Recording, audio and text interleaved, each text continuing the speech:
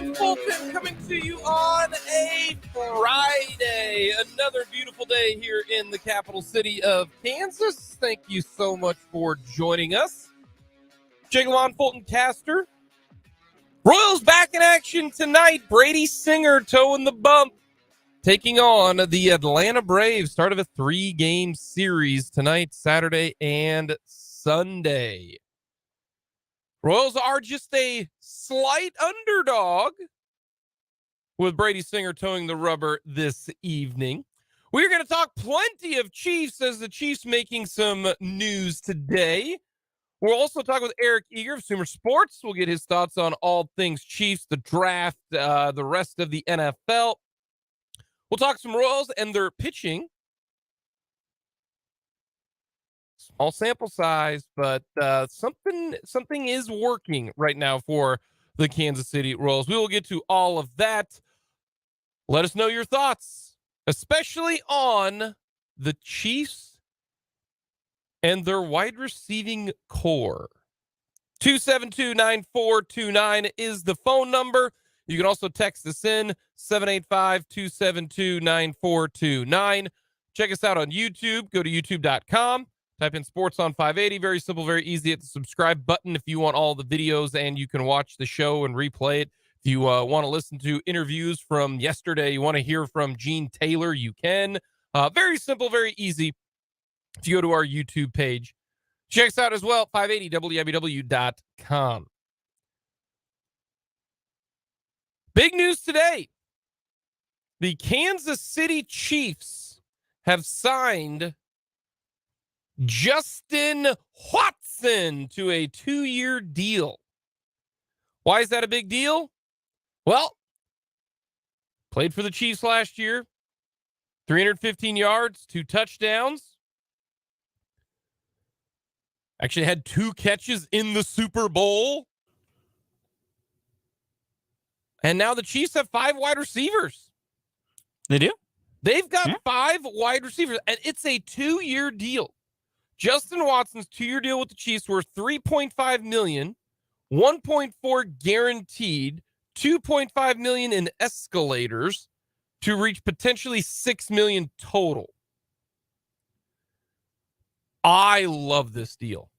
I love this deal. I love what they're doing right here with Justin Watson. And the reason why is Justin Watson was your number 5 wide receiver last year, number 6 pass catcher, and he ended up with 315 yards and 2 touchdowns. And I think elsewhere he could be better. I mean, everybody saw on the very first prime game against the Chargers, he absolutely put your boy in a blender, Fulton. He did. And he got one of the touchdowns there. Yeah. I think this is great for $1.4 million guaranteed. That is all that it's going to cost them to the cap. If they choose to move on after 1 year, fine whatsoever. The cap, this is cake. This is cake city. The cap next year will be absolutely nothing. It's going to be nothing this year. This is a great depth move to me for the Kansas City Chiefs. I like Justin Watson. You can tell Mahomes and Watson had a good connection, and it's a 2-year deal. You can move on after this year, and it's going to cost you nothing. But if you don't want to move on, you got Justin Watson for next year, and you don't have to worry at all about the money because it's already in there. MVS very well might be gone after this upcoming year. Yeah. He could be gone because his contract, technically they could have moved on after this year. So I look at the signing of Justin Watson as a potential almost fill in for MVS maybe next year. And the reason I said it, because Justin Watson, remember, Patrick Mahomes sent Brett Veach text. Man, how fast is this cat? Wow. He's a down the field type of guy. No. They are not going to pay MVS $14 million to the cap next year. they're going to cut him and they're going to save $12 million because his dead cap is only $2 million. That's what I think. This is a great situation. It really, really is for a depth move for the Kansas City Chiefs. And I think he's a very good number 5. Technically, he is the number 6 pass catching option for the Kansas City Chiefs because Travis Kelce's number 1. Then I would go Kadarius Toney number 2, MVS number 3, Sky Moore number 4, Richie James number 5, and then Justin Watson number 6. Mm-hmm. I like that. Yeah. I really, really do. I think Watson as your wide receiver 5, Toney at wide receiver 1, MVS 2, Moore 3, James 4, Watson 5. Those are your 5 wide receivers.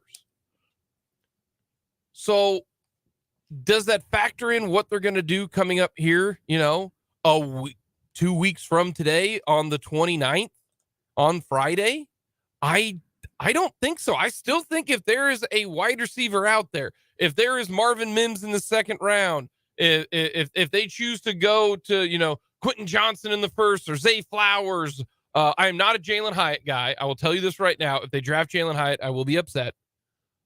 Interesting. Yeah, I'm not a Jalen Hyatt guy. Interesting. Not a Jalen Hyatt guy. Interesting. I got no problem with that. Yeah. They keep 5 and 6 wide receivers anyway.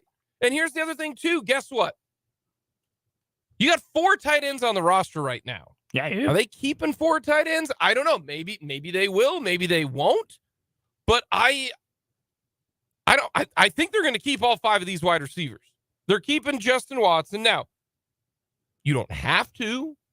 No. If you do draft a wide receiver and you're like, your roster crunch, you just can't do it.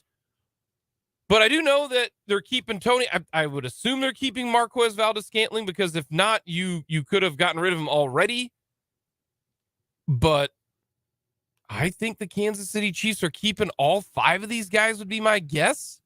That's the thing when it comes to looking at how this all with the signing of Justin Watson matches mathematically is none of these guys are expensive to get rid of. And I mean this top to bottom 1 through 5. None of these 5 guys are, we can't get rid of him. It would hurt our financials, which is the benefit. It's why they're going to draft a wide receiver. They'll draft at least one. I still think it'll be one of the first 2 picks in the first round and second round. I think they're going to draft a wide receiver. And then come in, compete for a spot, and then either you keep all 6, which they've done before, because a guy like Justin Watson can't contribute on special teams.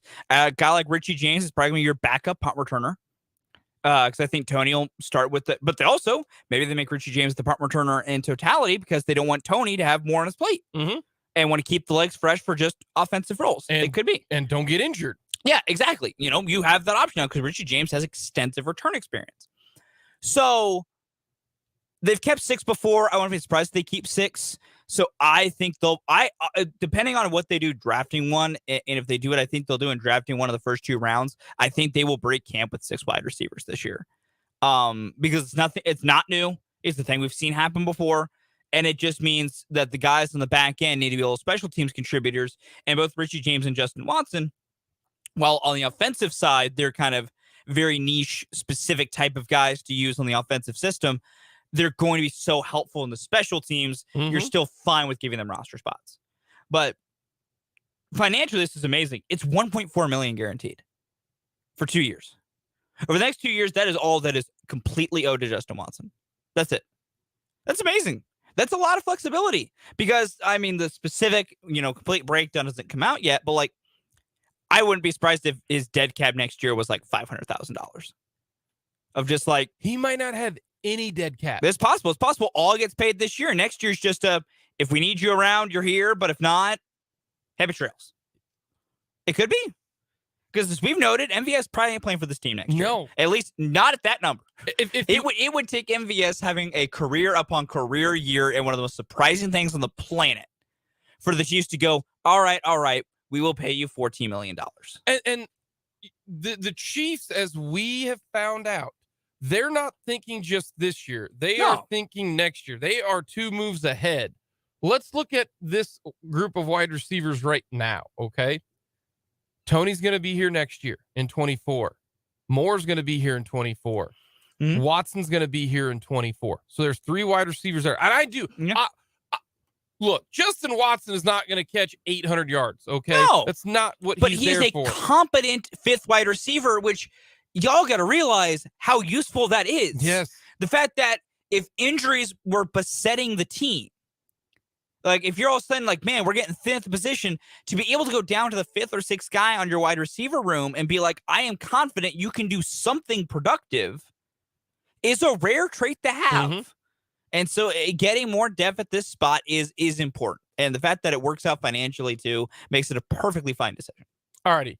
I like just doing this just to see who's the 5th wide receiver for other teams and compare them. Okay. So here is the 5th wide receiver. I just chose a team in their division. The Chargers, right? Because the Chargers right now are picked to win the AFC West for the 9th straight year. You've got Mike Williams at number 1, Keenan Allen at number 2. We know that. Yeah. Your number 3 wide receiver, Josh Palmer. Yeah. So you got Josh Palmer. Okay. Your number 4 wide receiver is DeAndre Carter. Oh, yeah, he exists. DeAndre Carter. 500 yards receiving, 3 touchdowns. Okay. And your number 5 wide receiver, Jalen Guyton or Michael Bandy? Those are guys. I would rather have Justin Watson than either one of those guys. I might even rather have Justin Watson than DeAndre Carter. Yeah. He was their 4th wide receiver last year, and he caught almost the same as Justin Watson. So give me another team. No, just we'll go with the Jaguars, because the Jaguars are another up and coming franchise. You know, they got the QB, you know, pretty boy and everything. So let's go with the Jaguars. Who was their number 5th best wide receiver? Christian Kirk, number 1. Okay. Zay Jones, number 2. Marvin Jones, number 3. Okay. Marvin Jones, 529 yards receiving, 3 touchdowns. That's your 3rd wide receiver. Number 4, Jamal Agnew. I don't even know who that is. Returner. Jamal Agnew. Okay. Caught 187 yards. He's their 4th wide receiver. Their 5th wide receiver is a guy by the name of Tim Jones. No, you're just making stuff up. Yeah, Tim Jones caught 3 passes last year. Tim Jones. The most randomly generated name ever. Tim Jones. It almost makes me wonder, it does make you wonder. A lot of people have to look at Justin Watson and go, it's not him, it's the system. It's Mahomes. Yeah. It's the fact that he's the number 5.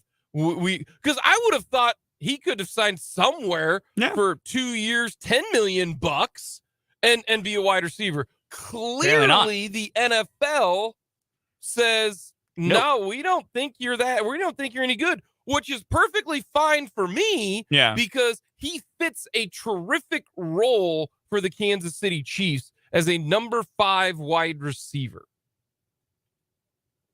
I feel like maybe a lot of people are like, wow, you're getting way too excited about a number 5 wide receiver.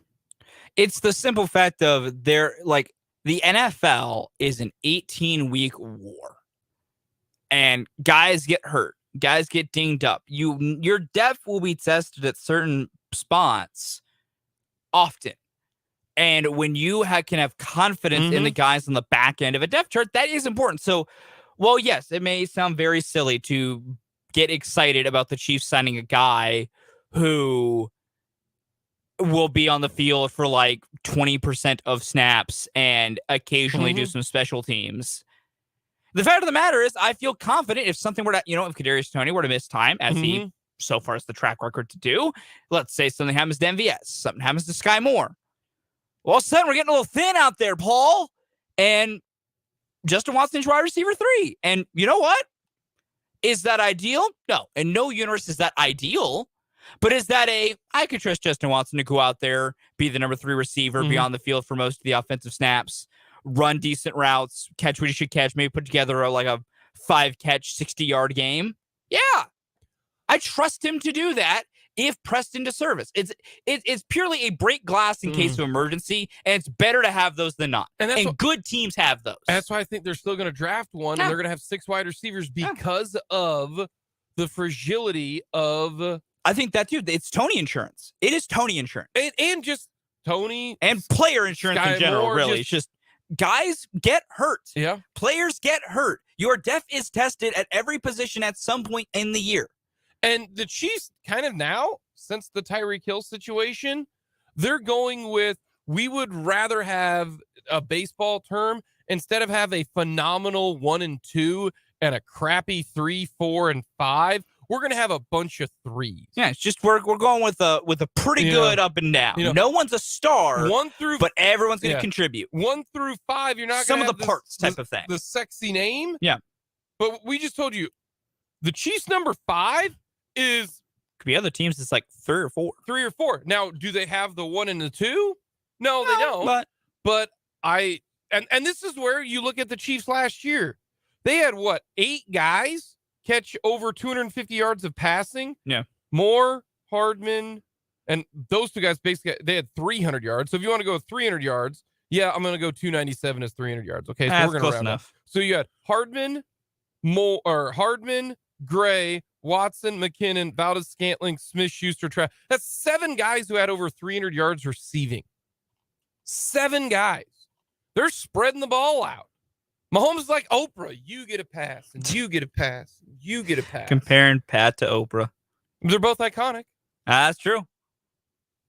Speaking of that, we're going to get to that next. How big is Patrick Mahomes? We're going to discuss that coming up next year on Mic'd Up.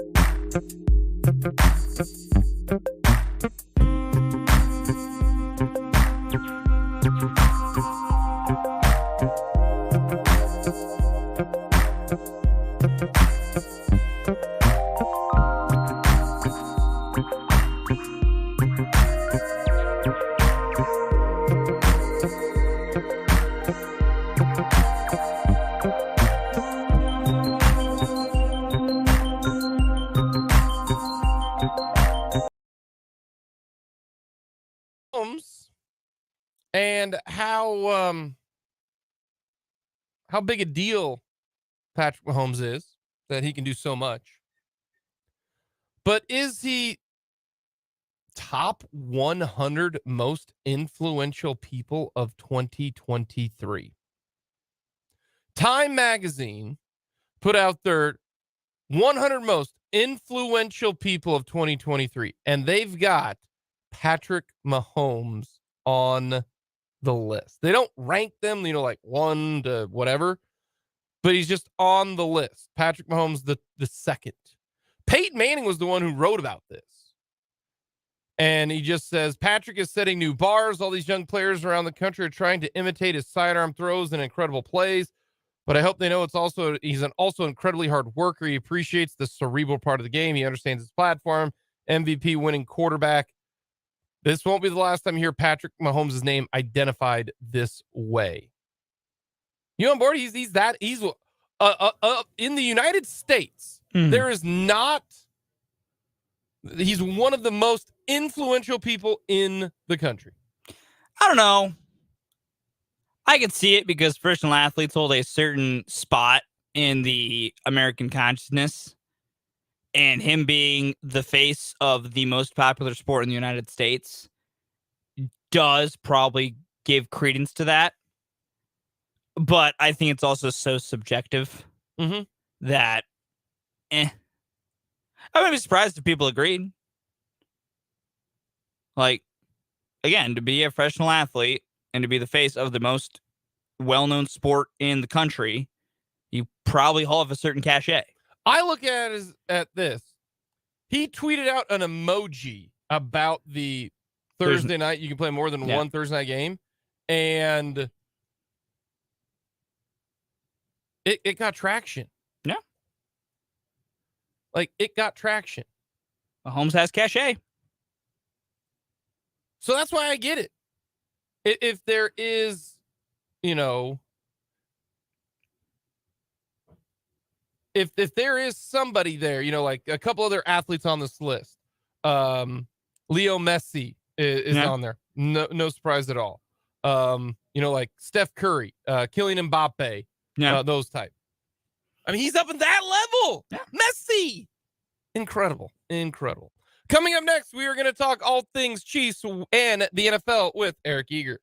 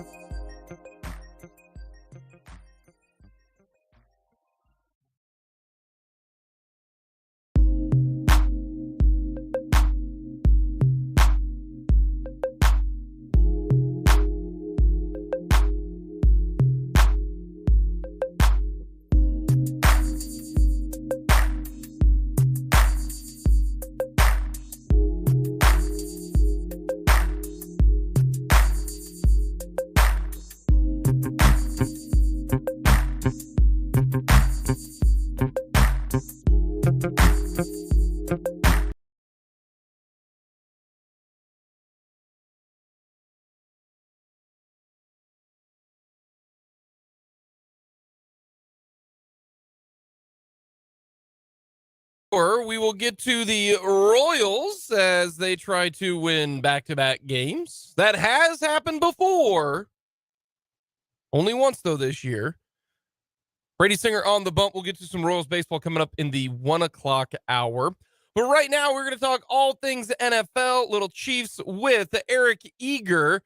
And a great friend of the show, Eric Eager. You can follow him on Twitter at Eric Eager _. He is the VP of Sumer Sports, knows football in and out. Eric, how's the offseason going for you? I'm enjoying kind of the time off of watching games, but the draft is near approaching. Your initial thoughts on the Chiefs signing Justin Watson to a 2-year deal worth basically nothing? Yeah, I mean, I don't think it alters their approach much other than, I do think last year he kind of split time with Valdez-Scantling. I think Valdez-Scantling probably has a little bit more in the way of being able to replace Juju than Justin Watson does. I think if they don't get an impact player in the draft, I think that's what you're going to see. You're going to see Watson take some more of the deep routes, and you might see, Valdez-Scantling take some of the Juju routes along with Sky Moore. So is this just a simple depth issue that you look at for the Chiefs? And does this mean that they're going to carry 6 wide receivers? Because I'm with you. I don't think it changes their draft plans. If they think, Zay Flowers, or if they think Quentin Johnson or whoever is there at 31 or trade up or whatever, it's not going to affect them. But then that means they've got 6 wide receivers at least on the roster. Do you think any one of the 5 on there with Richie James and Moore and MVS and Tony, now Watson, is this at all that they could actually get bumped off by the time the season starts?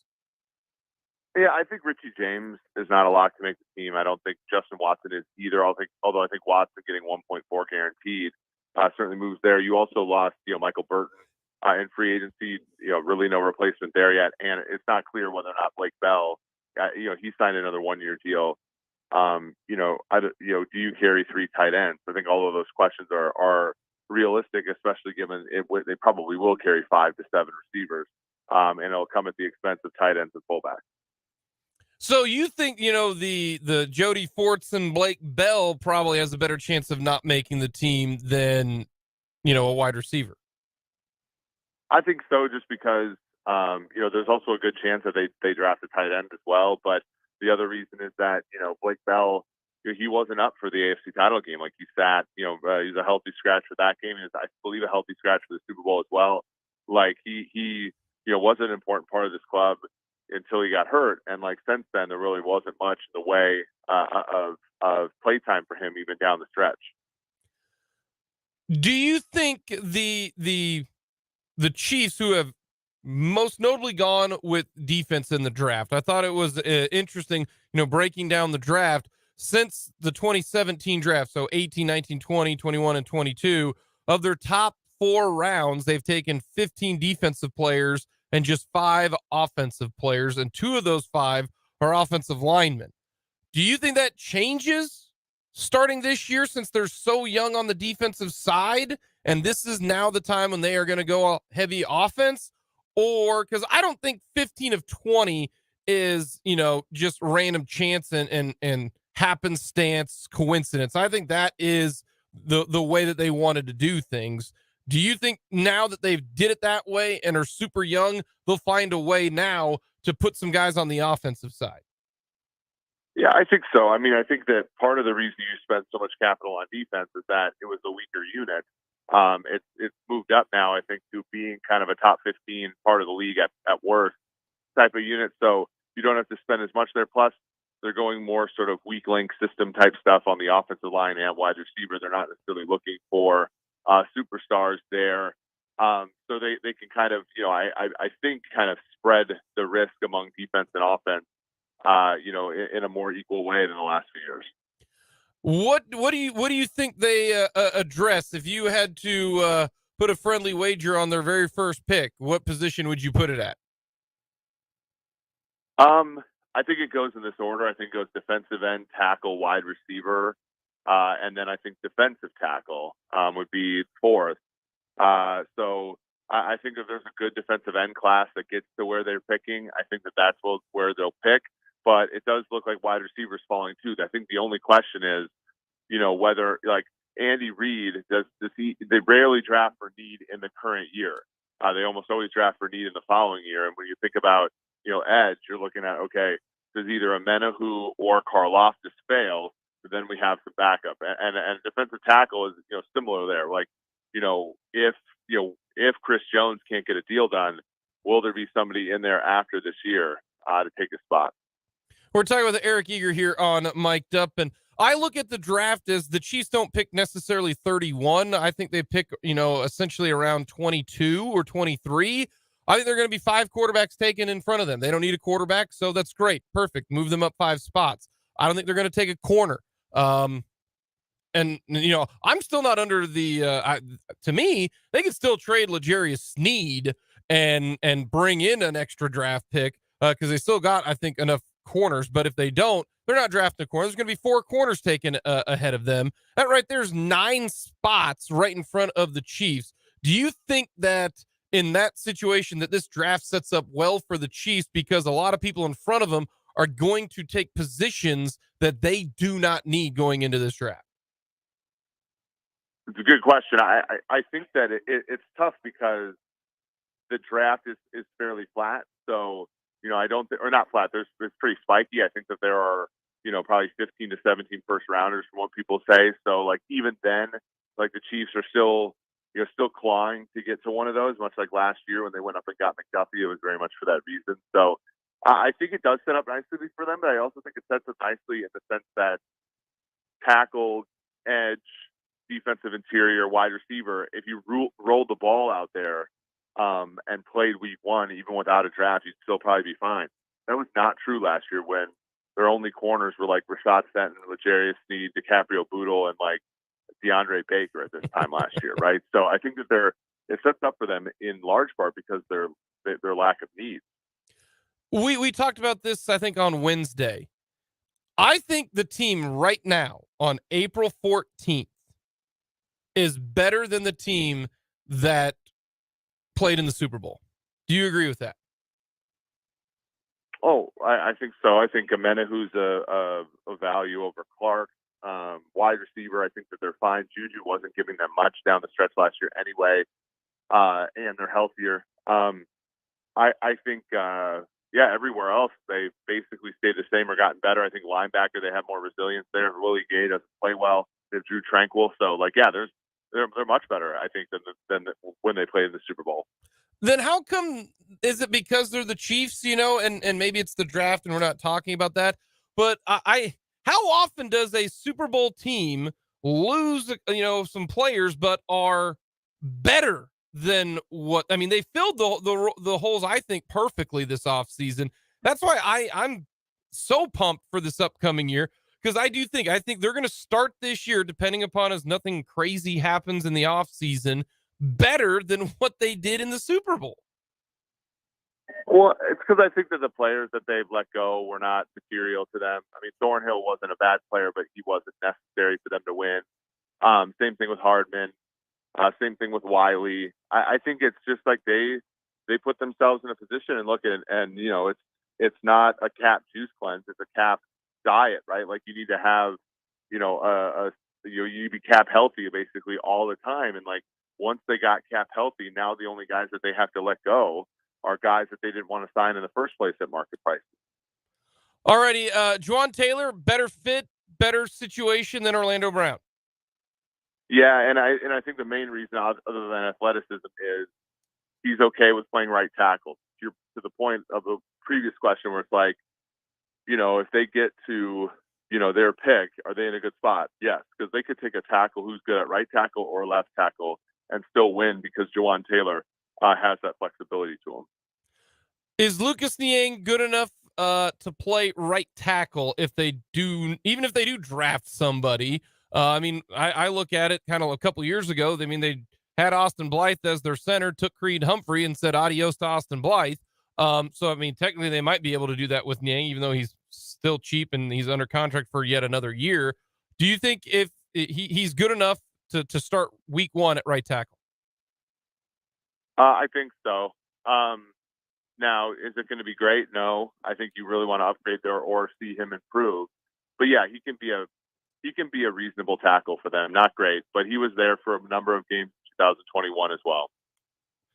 All righty. When it comes to the rest of the AFC West, is there a team that you think position themselves to at least give the Chiefs a puncher's chance?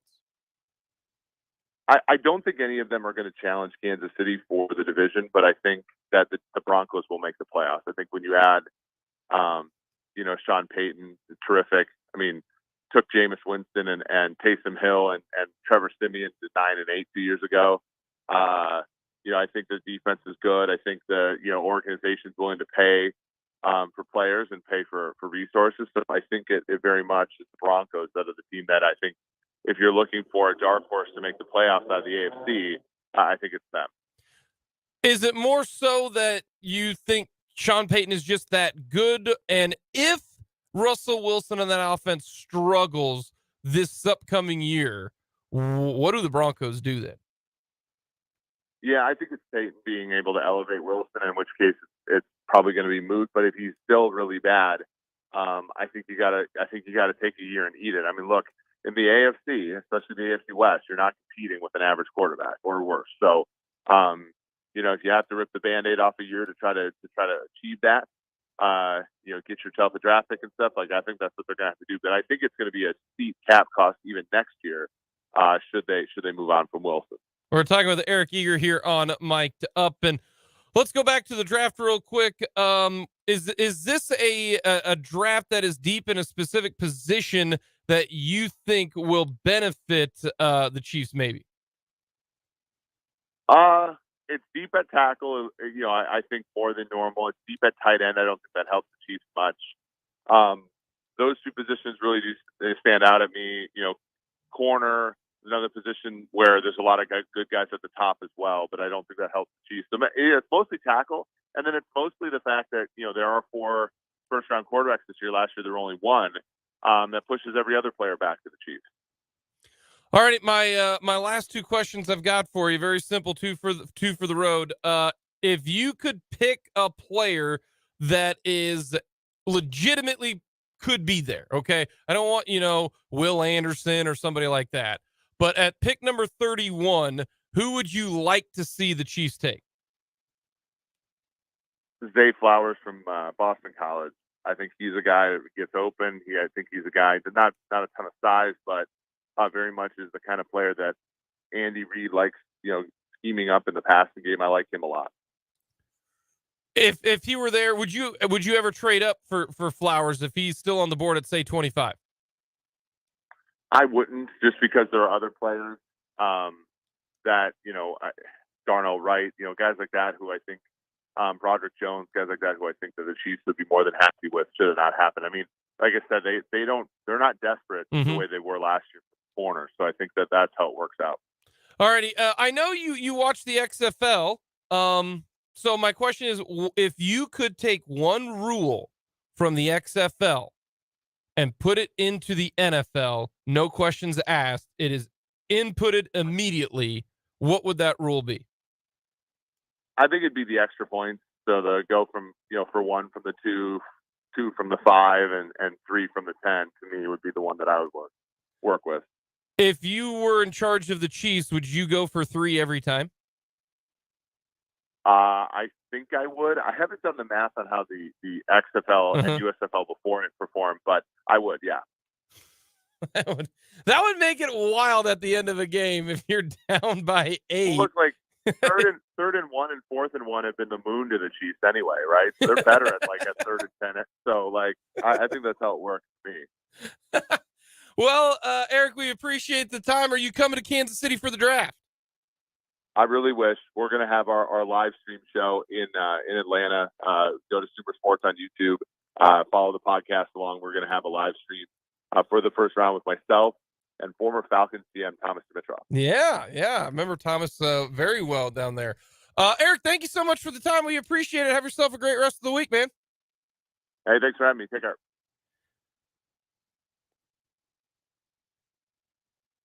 That's the rule he'd pick. Interesting. It'd be a 9-point possession. Would be fascinating. That would change the game more so than any other rule in the XFL if they implement it into the NFL. In my view, not even the onside kick. No, it is if you can get 9 points on a single possession. That means if you're down, it used to be if you're down 17 in the 4th quarter, it's curtains. You're done. That's a 3-possession game. Like if you're down 17, that's, we talk about Chiefs are up by 14. Yeah. All we need is a field goal, puts it a 3-possession game. There's 11 minutes to go in the game. It's over. It's over. Not only is it not over, you can lose easily. Score 2 touchdowns, convert one of those 3-point plays. Now you don't even need a 3-point play if you're down 17. You just go from the 5-yard line. What's 5 from the 3? Like that would change the game entirely. I think it would change it too much. Yeah, it would, and then we'd have to get into more arguments with people online about math. And I don't think we need more arguments about math. See, I don't care about what other people think. I don't either, but just listen, I talked with Brendan and Dan on Crosstalk yesterday about how I need to, for the betterment of myself, to just stop seeing what other idiots say on the internet and letting it bother me. Because I see people be stupid, and then tangentially I'm like, how can you have mashed potatoes for brains? Okay, and real quick, Fulton. Drives me crazy. Real quick. I'm gonna tell you something. Yes. That shows you that there are a lot of people out there who have some wild ideas. Yeah, I know. Have you ever gotten into message boards? I have not. I, unlike Brendan, am not a message board guy. No, I'm just saying that just goes to show you. Yeah, I follow the great Twitter account Message Board Geniuses. And no, that does prove to me those are funny. And I'm trying to see more stupid people saying things make me laugh. I hope that those people are real and it's not like you going on as Jayhawk Baller 457 and you just spout just ridiculous stuff. You know what I mean? Yeah. I hope that's not true. First of all, if you are one of those people, you've got way too much damn time on your hands. Get a hobby. But number 2, if those are real people, Hawk Talker 478. Oh no, they're real people, Jake. They're real human beings. I don't know if they are. I think it's like their alter ego. It's like they can't be. Fulton, they can't be. Jake, I promise you, because be. I've met people like those in person. Trust me. They can't There are people out there whose brains work that way, and it's terrifying. There can't be. But no, I wouldn't want that. Yeah. And if I were a crappy team, I would want it. I'm the Chiefs. My team's going to be leading a lot. I don't want to have the opposing team with an easier chance to get back in with the chance to pull off a stunner, because if I am any team outside of the Bengals, the Bills, that's it, just the Bengals and the Bills. In the second half, I'm pretty much going for 3 every time against the Chiefs. Yeah. Or you just say, no, we're just going to play it close to the vest. But then the last possession, if we're down by a touchdown or we're down by 8, down by 9, we're going for the win. Mm-hmm. We're going for it. It makes it that much more scary. It brings out the variance of a win much, much bigger. Yeah. I think that to me is too much variance. Makes it too volatile. As a Chiefs fan, I wouldn't want that. If I were a Bears fan, or if I were a Giants fan, or maybe like a Jaguars fan. If I were a Jaguars fan, I'd want this. Reason being is you're going to win a bunch of games that you should, but there's a chance you could pull off a big win. Yeah, because you just need to convert. You score 2 touchdowns and you convert 2 3-point plays. Scored 18 points. You've scored another touchdown. You literally have scored 3 touchdowns when you've had 2 possessions. Yeah. That puts I think that puts too much emphasis on one particular play. That's fair. That's just me personally. You want it to be a little more balanced, a little more spread out. Yeah. I've said it once, say it again. I want to make it take it in the NFL. Like, if you score, you get the ball back? The 4th and 15 onside. Okay, gotcha. They colloquially call it the make it take it. Yeah. We need a more realistic onside opportunity. Because from an entertainment perspective, fans love nothing more than oh man, there's a minute left. They just scored. If they get the ball back, they have another chance to drive and score and win the game or tie the game.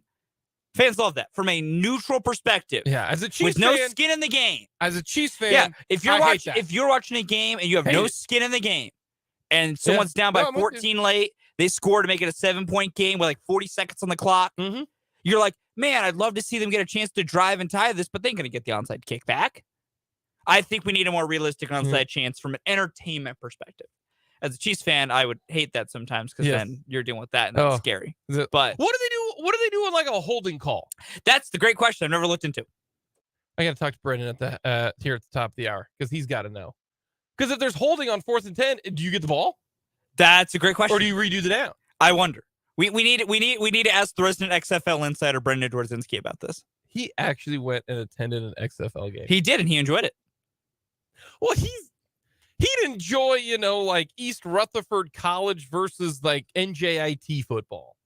Yes, that's also probably true. Yeah. Coming up, we're going to get to some Royals baseball, and everyone loves the list.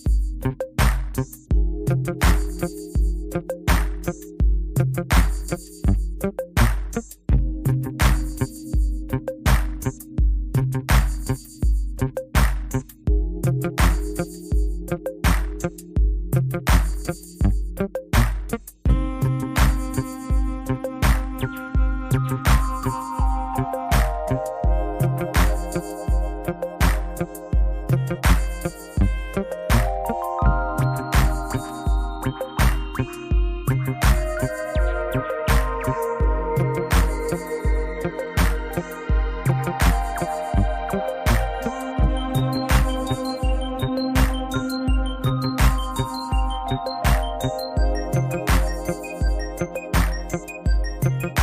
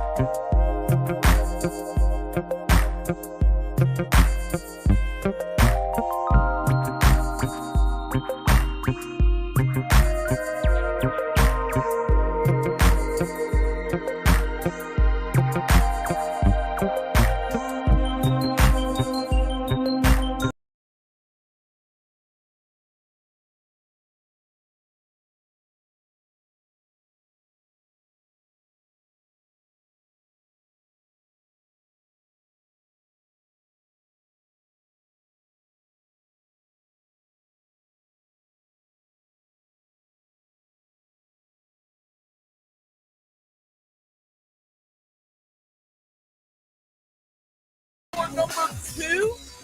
Thanks so much for tagging along on another fantastic evening and afternoon here in the capital city. Jake and Fulton Caster with you.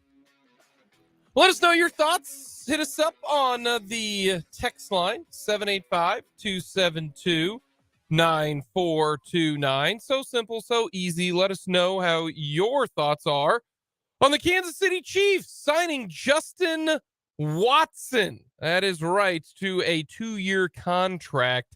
I might be a little bit more high on this for the depth purposes in case of injuries than maybe most. You want to know what else this says? Justin Ross might not be the guy that fans think he is. And I have been a Justin Ross guy. I love Justin Ross at Clemson. He was awesome as a true freshman. Got hurt. And I don't know if he can stay healthy. Yeah. Folks, If Justin Ross were that dude, I don't think the Chiefs make some of these signings. Okay. I know. So we need to pump the brakes with the John Ross and the Justin Ross. Call them the Rosses. All right. Pump the brakes on those guys. Like right now, if I were to tell you either Ross makes the active roster this year at any point in time, would you take that bet? No. Just do I win if neither of them play?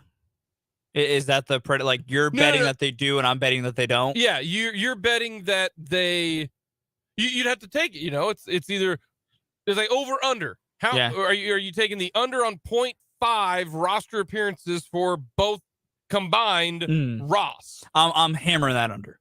Yeah, I'm with you. I don't think either one of them hammering makes the roster. No, yeah. So we need to pump the brakes when it comes to the Ross individuals.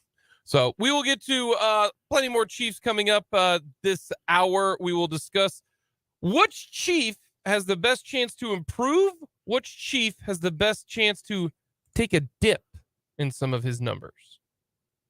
To quote the legend Gary Patterson, take a step back. We need to play that song. And now, much like you probably like me, now have that song playing inside your head.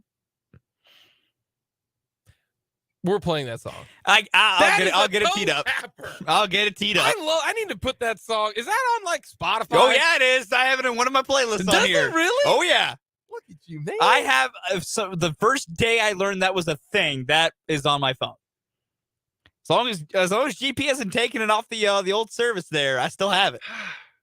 We need that song on the big 94.5. I got to talk to. We need to talk to some people around here and get that on the big 94.5. I think it needs to get back in the Rhoda. We need to get that in the Rhoda. BRB listeners, I'm just gonna be sitting here singing it in my head for the next like 3 minutes. In light of the Summer of Fulton, which Fulton has not watched Tommy Boy yet. Not yet. It will be done within the time span that we have designated. Appreciate it. I wanted to give you and the listeners a chance to voice your kind of dark horse, low-key movie that you think is awesome. Okay. That's not, critically acclaimed. Like if you say, oh man, I love The Dark Knight, that don't count. No. That don't count. No, movies that people might know, like it might not be like a completely, no one's ever heard of this, but something like when it was released was like, this was a #1 at the box office for 8 straight weeks. Oh yeah, none of mine are that. I don't believe any of mine are that. I'm double checking to make sure I'm not conflating. I believe all of mine for our list today, all 4, I'm pretty sure everyone's going to have heard everything I have on here, but I think they're better than people say they are. I don't know if you will have heard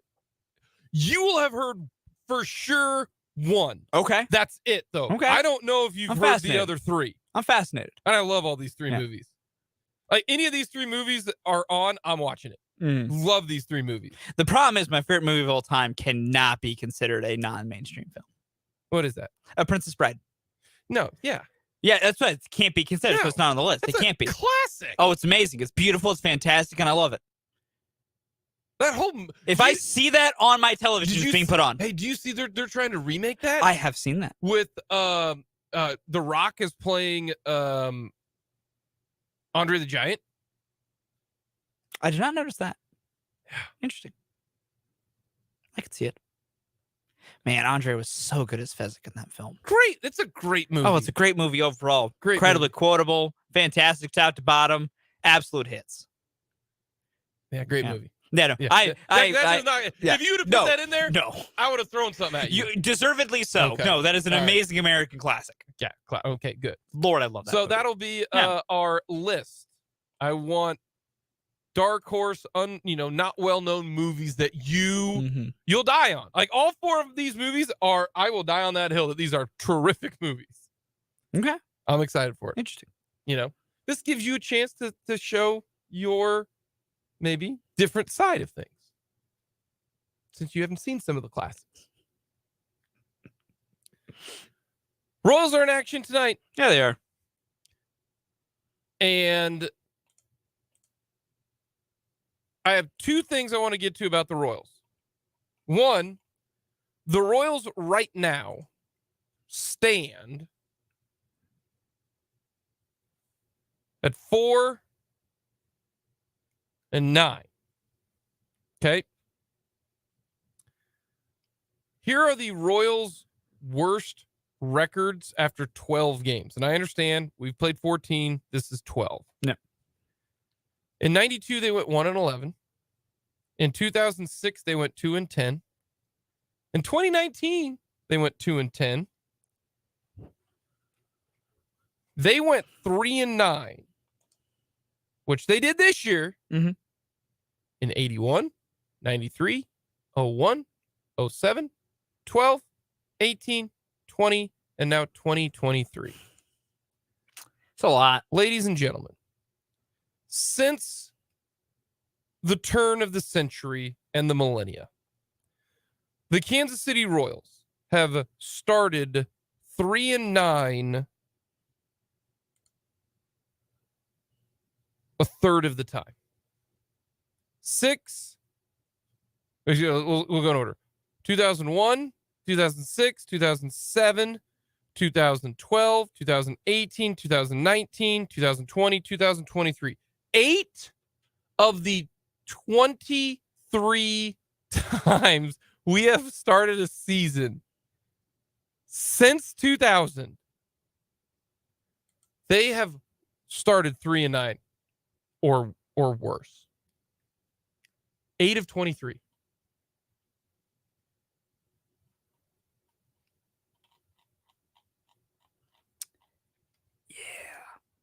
They're 4-9 right now. Yeah. They started 3-9. Mhm.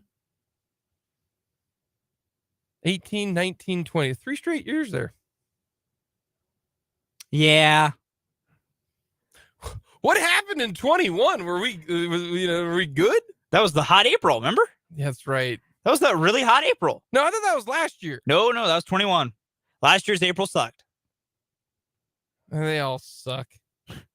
It was 21 when the Royals were not, 15 and 9 at the end of April. Is that not incredible, though? Yeah. 8 of the 23 years, they started 3-9 or worse. It's the sad level of consistency that you don't want. I want to look up other franchises that take way too damn long to do that and just go, how many teams started 3-9 or worse? I'll ruin my brain one day by doing that. I don't want you to do that. That's depressing. It is. Because I don't think anybody's reaching this number. The Pirates? Our good friends, the Oakland Athletics of the Washington Nationals, could probably get close. They've only had a couple of years in these spans where they've been good, and when they aren't good, they ain't good. Our friends in Detroit might also be close to that. Let's get something positive. Let's do it. Okay. The Royals pitching staff. They're 6th in Major League Baseball in ERA as a team. 3.47. 6th in Major League Baseball through 13 games. Through 13 games. They are 6th. If you would have told me they were 20th, I would have said, hell yeah, brother. They're 6th. Yeah, they are. 3.47 as a team. Mm-hmm. And if you take away 2 pitches, I bet that ERA is like 3.1. Just 2 pitches. The Barlow pitch that gave up the dinger, that's a 3-run homer. Mm-hmm. I mean, that's going to increase the old ERA a bunch. Mm-hmm. They're 6th. Yeah, they are. Here's something that I never thought would occur. Yeah. They are 5th in walk rate. They can throw strikes. They are raiding the zone. Last year. Need me one of those shirts. Last year, they were DFL. Dead word we can't say last. Dead last in walk rate. They're 5th. They are Like, some of these things to start the year are not sustainable. There will be regression at a point for this Royals team to a certain level. But I do not think it is out of the realm of possibility to think the Royals will be an average pitching staff this year. And that the rotation in particular will be an average rotation. Be about 7th or 8th in the American League in most things. About 15th in Major League Baseball in certain things. Which some of you might go, man, we're going to go crazy for an average pitching staff. You're damn right we are. If they're an average pitching staff, if you are an average pitching staff, you are going to win 75 games. Yes. The only way an average pitching staff does win 75 games is if their offense is poo-poo but bad. I even still think even if it's poo-poo but bad, they're still winning 75 games. You'll get close. It'd be very hard. That's why. Yeah. And there is regression, right? You know, Bill Self, water finds its level, right? Hey, they're not going to shoot, 60% from 3 the entire game. That has only happened like twice, okay? Yeah. USC in the NCAA tournament. Sorry for the bad memories, KU fans. Happens. But, so they're 6th in ERA. Let's say they take a step back. Nice. Well done. There. Well done. And they drop to 15th. Mm-hmm. That's better than 30th Yeah, it is. and 31st. And how about this, too? They're 2nd in innings pitched per start. Royals starters are giving length. What? I think the shortest start this year was 4 2/3 by Brad Keller in his first start, and that was just because he was hitting a little bit of a wall. They're averaging over 5 innings per start. Yeah. And that's with not being stretched out. That's with having, Bubich on a pitch clock, Singer on a pitch clock. I mean, I'll say this, and I was very, who cares?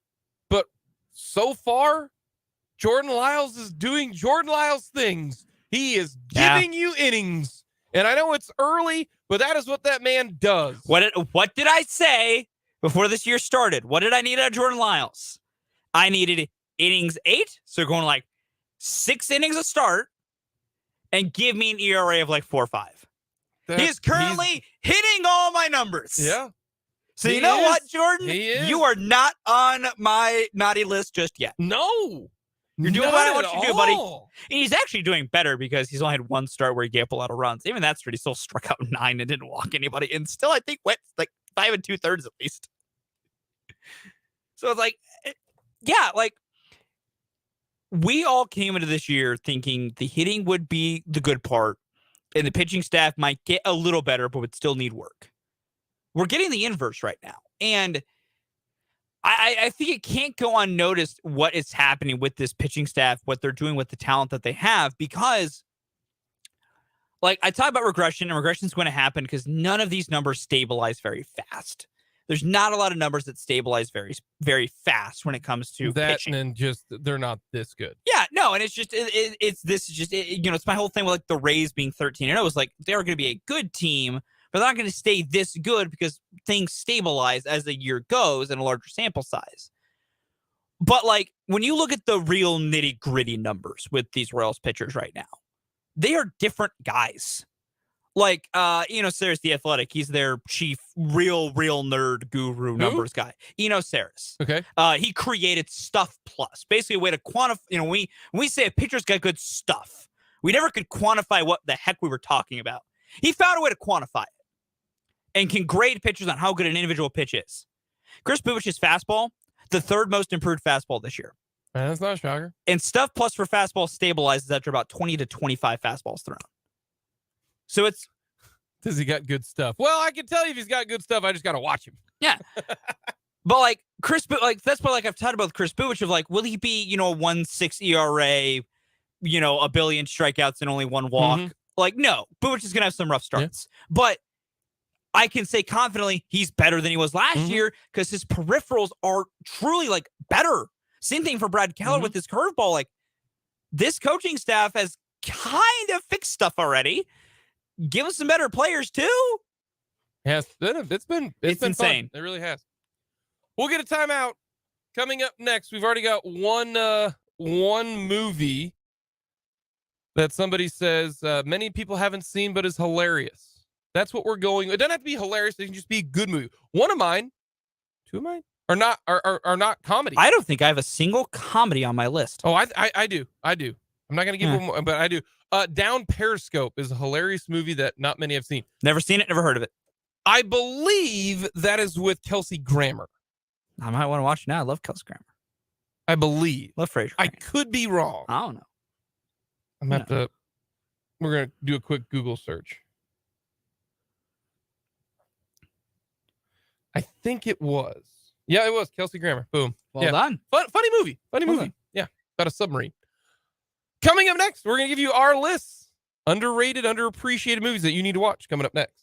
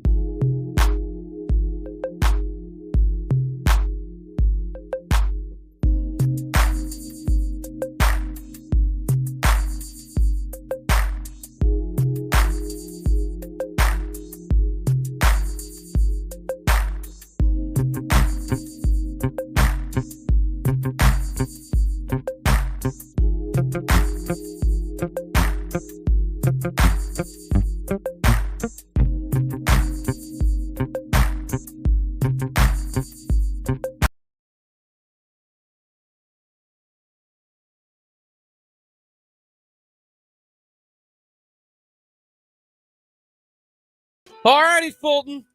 What do you got for number 4? And everybody out there, hit us up with your favorite movies that are low-key, not well-known. What do you got, Fulton? Number 4. Gonna caveat my list real quickly with some of these you older folks out there may know. A part of mine is skewed by, I know a lot of young people who go, I've never heard of X thing. Just want to caveat that with everything here. Just saying. Number 4 for me, it's still pretty well known, but I don't think it's known as much as it could be for how good it is. I'm going with Donnie Darko. It's a good movie.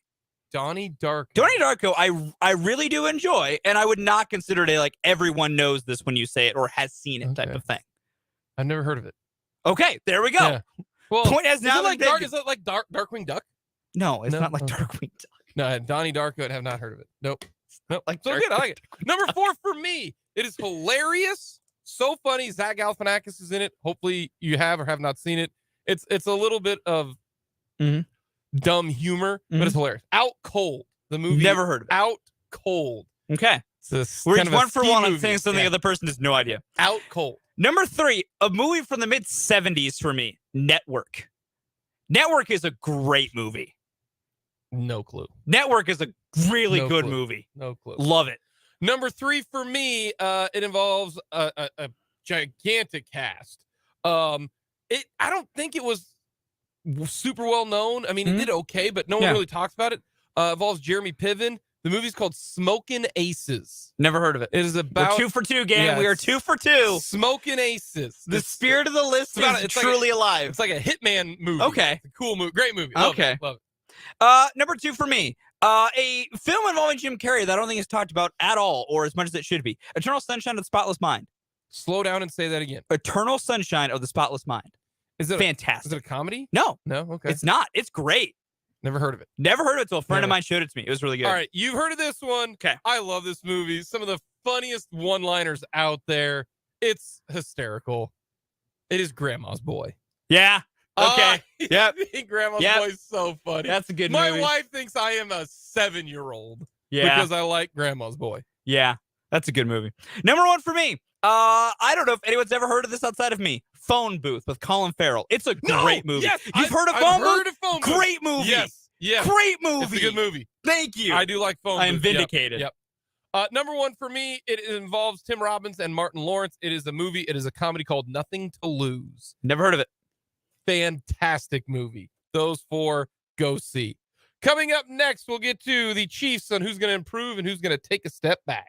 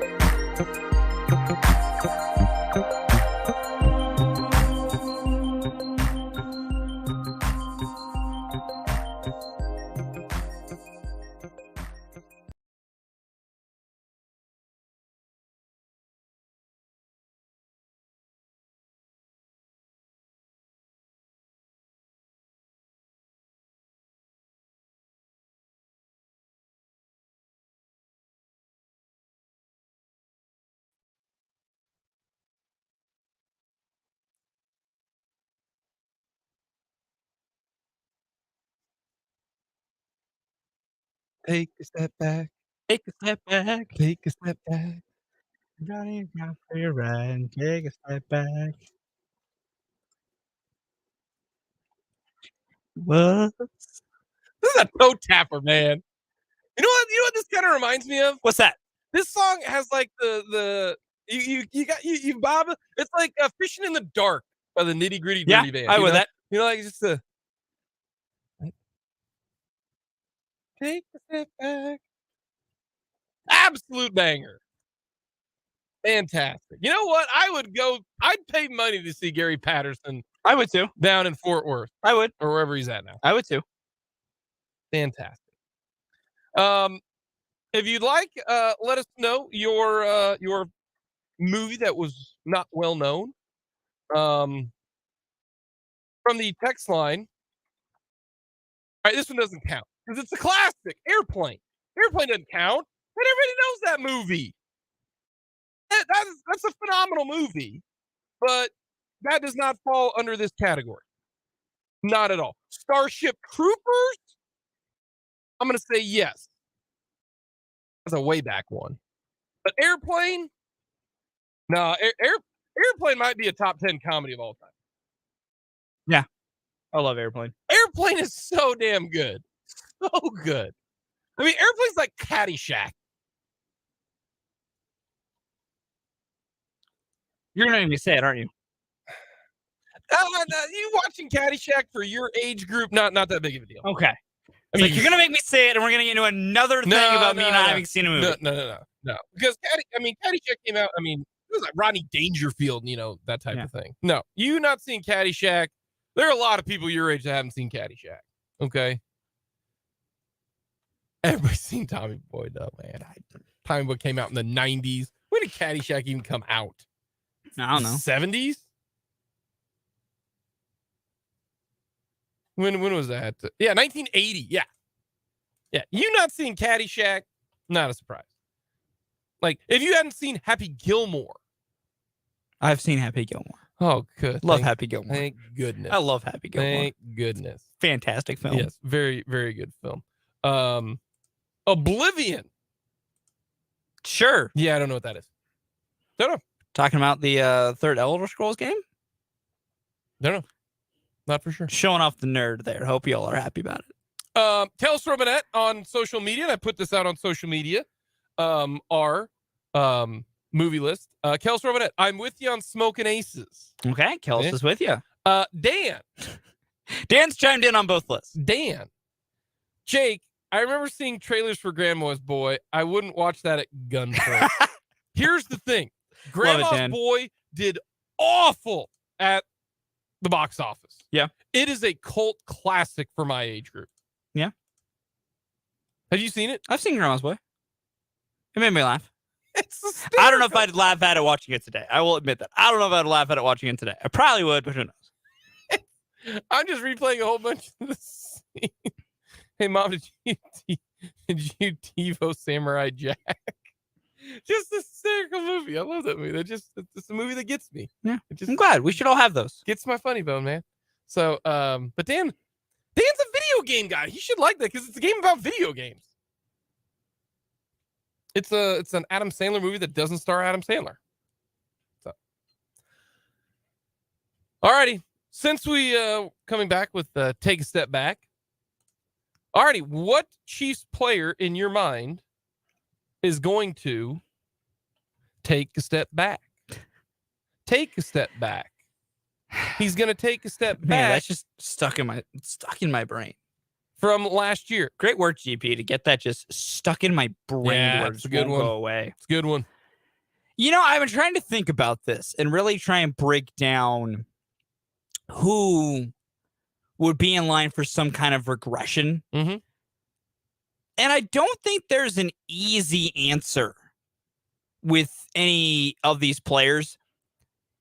And to a certain level, if we're going just straight on, will their production drop from last year to this year? I think Chris Jones has to be a pick because I don't know if he's going to, I think he will be dominant again. Will he rack up all those same counting stats again? Okay. I don't know. So is that your pick? Is Chris Jones your guy? I think it's a weak pick. If I really had to think about one, I like what Mike Dana's done, and I like how beneficial he's been. I think Mike Dana's going to take a step back, only because I think he's going to get knocked down in the rotation. Like, I think Charles Omenihu and George Karlaftis are going to overtake him a little bit. I think if the Chiefs draft an edge, they might I think Mike Dana might take a step back entirely based on lack of time being on the football field. No, I can see that. Dana last year played in 13 games, had 5 sacks. He had 2 forced fumbles, 3 tackles for loss, 10 QB hits. No, I can see that. I mean, that's kind of my thought with it. I can see that. I do.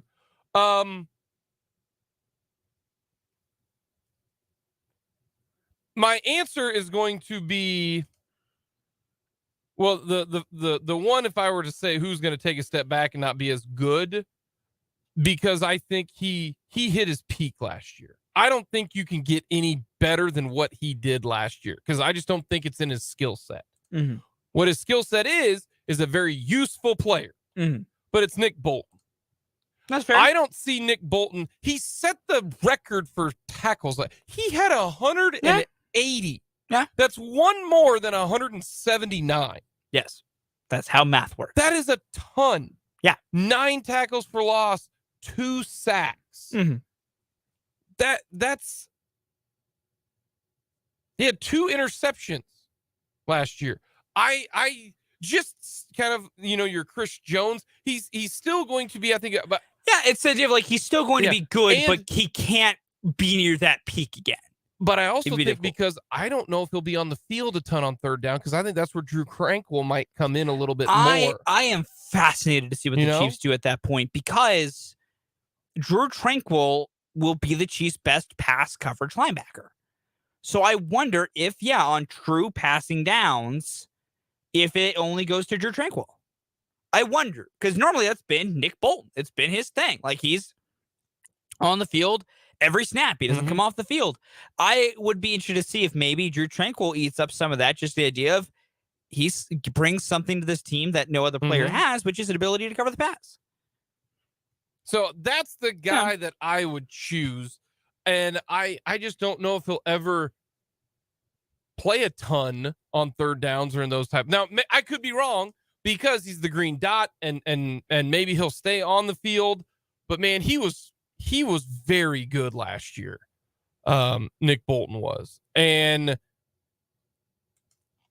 for some reason, like I don't quite understand how he to me was 180 tackles, 2 interceptions, forced fumble, 2 sacks, 9 tackles for loss. Like, those are borderline Pro Bowl numbers. They really are. But he doesn't have the sexy name, that type of thing. But he got the job done last year. So I'll go Nick Bolton as my guy who will take a step back. Man, it is so both great and infuriating that one phrase can just trigger both Jake and I to have a song in our head. I'm not mad about it. I'm not mad about it at all. Just at some point, I like to, this song's great, but at some point, it becomes an earworm. Not really. I mean, we can put that in the regular rotation of music for all I care. That's a banger, man. I don't care what anybody says. Oh, it is great. No, it truly is a banger. All righty, so those are our 2 guys to take a step back. All righty, who improves? Who takes a step forward? Goes next level? Okay. Who do you got? I was just keeping the step thing going forward. So for me, this is very interesting because in our YouTube accounts, and as well as much as you can chime in on the text line, 785-272-9429. You can also chime in our comment section on our YouTube live stream. Vance gave his pick for a guy to take a step back, and he'll be Isaiah Pacheco.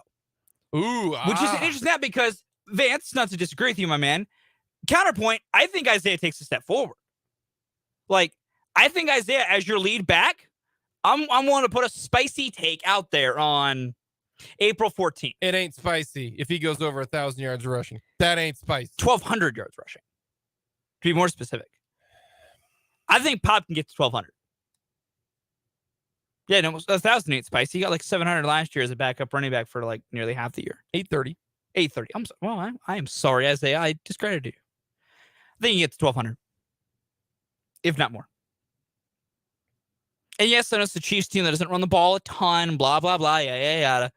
They showed last year an understanding of how to run the ball. He averaged almost 5 yards a attempt. And that's the other thing. I was like, and the Chiefs with a running back that good, I think will try and run. Like, if they're a team that is leading and they need to try to find a way to salt away leads, you're going to get a lot of Pacheco carries. So your guy is Pacheco. Yeah. I think they got to take a step forward this year is Pacheco. There's one of many. I think a lot of guys can take forward, but if I'm picking one to like put my horse behind, it's Pacheco. Put my cart behind because he's the horse carrying the cart. You didn't need to explain it. We got it. Well, I screwed up what I was saying, and so I was clarifying, like, yes, I understand what the phrase is. I know you all understand. I was clarifying. Yeah. I screwed up the phrase. It was saying I do know what the phrase is and what it means. I think he's going to be more of a guy in the passing game, depending upon because Jerick McKinnon is not on this roster as of now. Right now, your running backs for the Kansas City Chiefs are Isaiah Pacheco, Clyde Edwards-Helaire, and I think technically LaMichael Pirine exists. No, who is that? Before I look it up. No, you're right. LaMichael Pirine. Yeah. I think they're going to find somebody, whether it's a late round draft pick. Deuce Vaughn, maybe. But maybe. I think he's going to be more of a pass catcher because he started to here. If you look at Isaiah Pacheco last year, 830 yards rushing in the regular season, 130 yards receiving, so 960 yards from scrimmage. Okay. Look what he did in the playoffs. He had 65 yards receiving in the playoffs.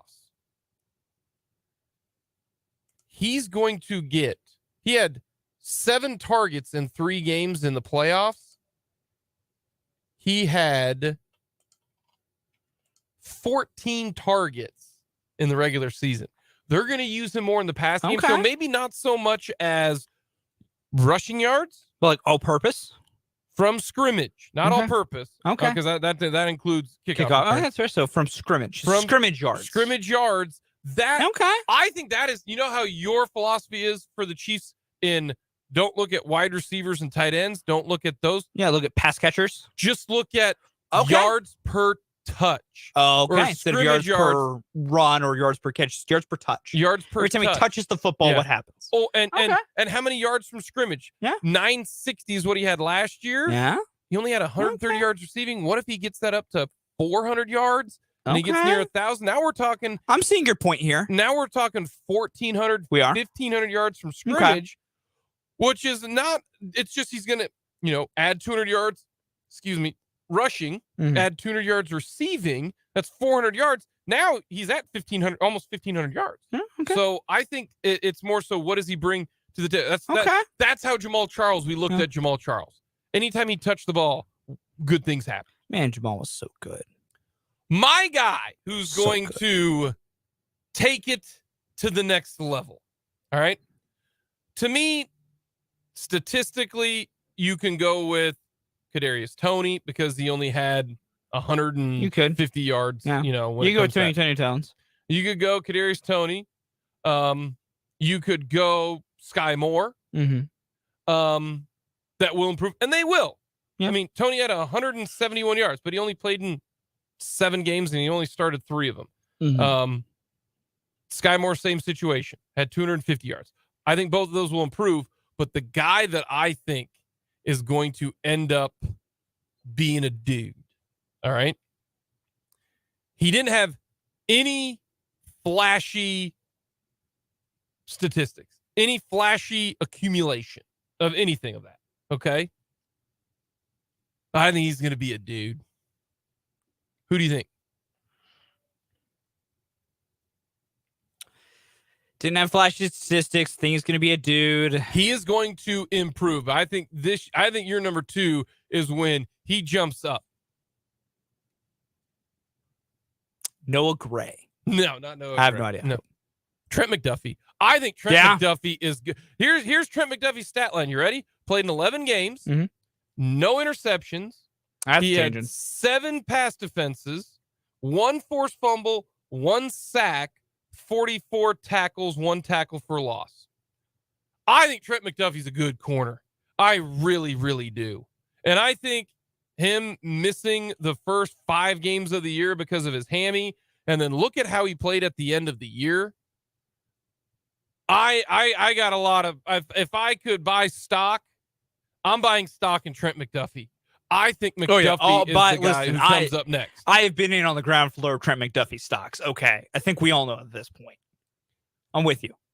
All right, Trent's going to be great. Did you buy the McDuffie jersey? Yes. Yeah, that's what I My thought. new Chiefs jersey is the Trent McDuffie jersey. No, trust me. I can hold the rights to. No, I've been in on the ground floor of the McDuffie stocks. I'm surprised you didn't go Trent McDuffie.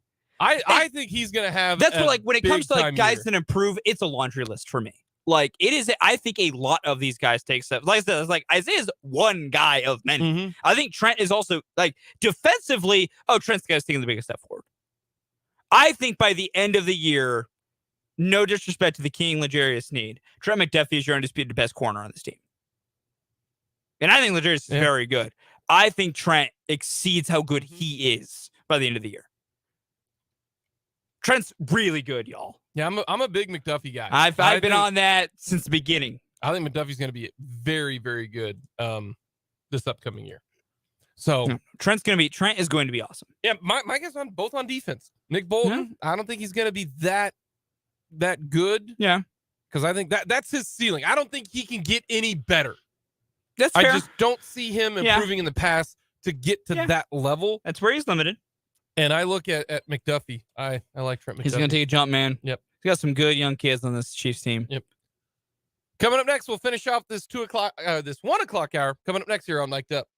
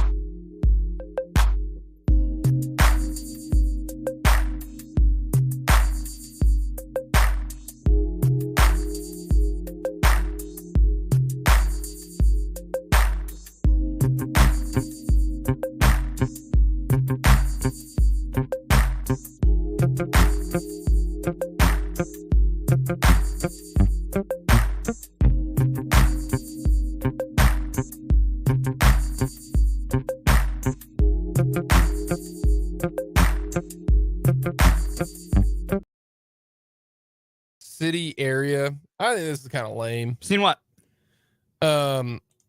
Kansas City-based milk company releases Eagle Tears flavor trolling Philadelphia Super Bowl loss. I think that's lame.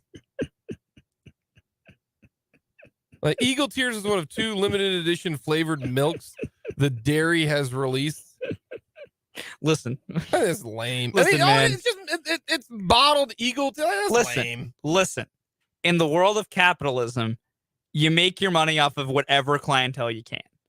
And the fact of the matter is, they are not going to make, because they're going to charge this more than their normal size of this type of milk. And now they're going to make more money off of this because there's going to be really, really, really, really out there cheese fans who have to like hunt for things to be upset about. They're going to buy these and be like, oh, these are the funniest things ever. I respect the hustle. I wouldn't buy it because it's kind of stupid, but I respect the hustle.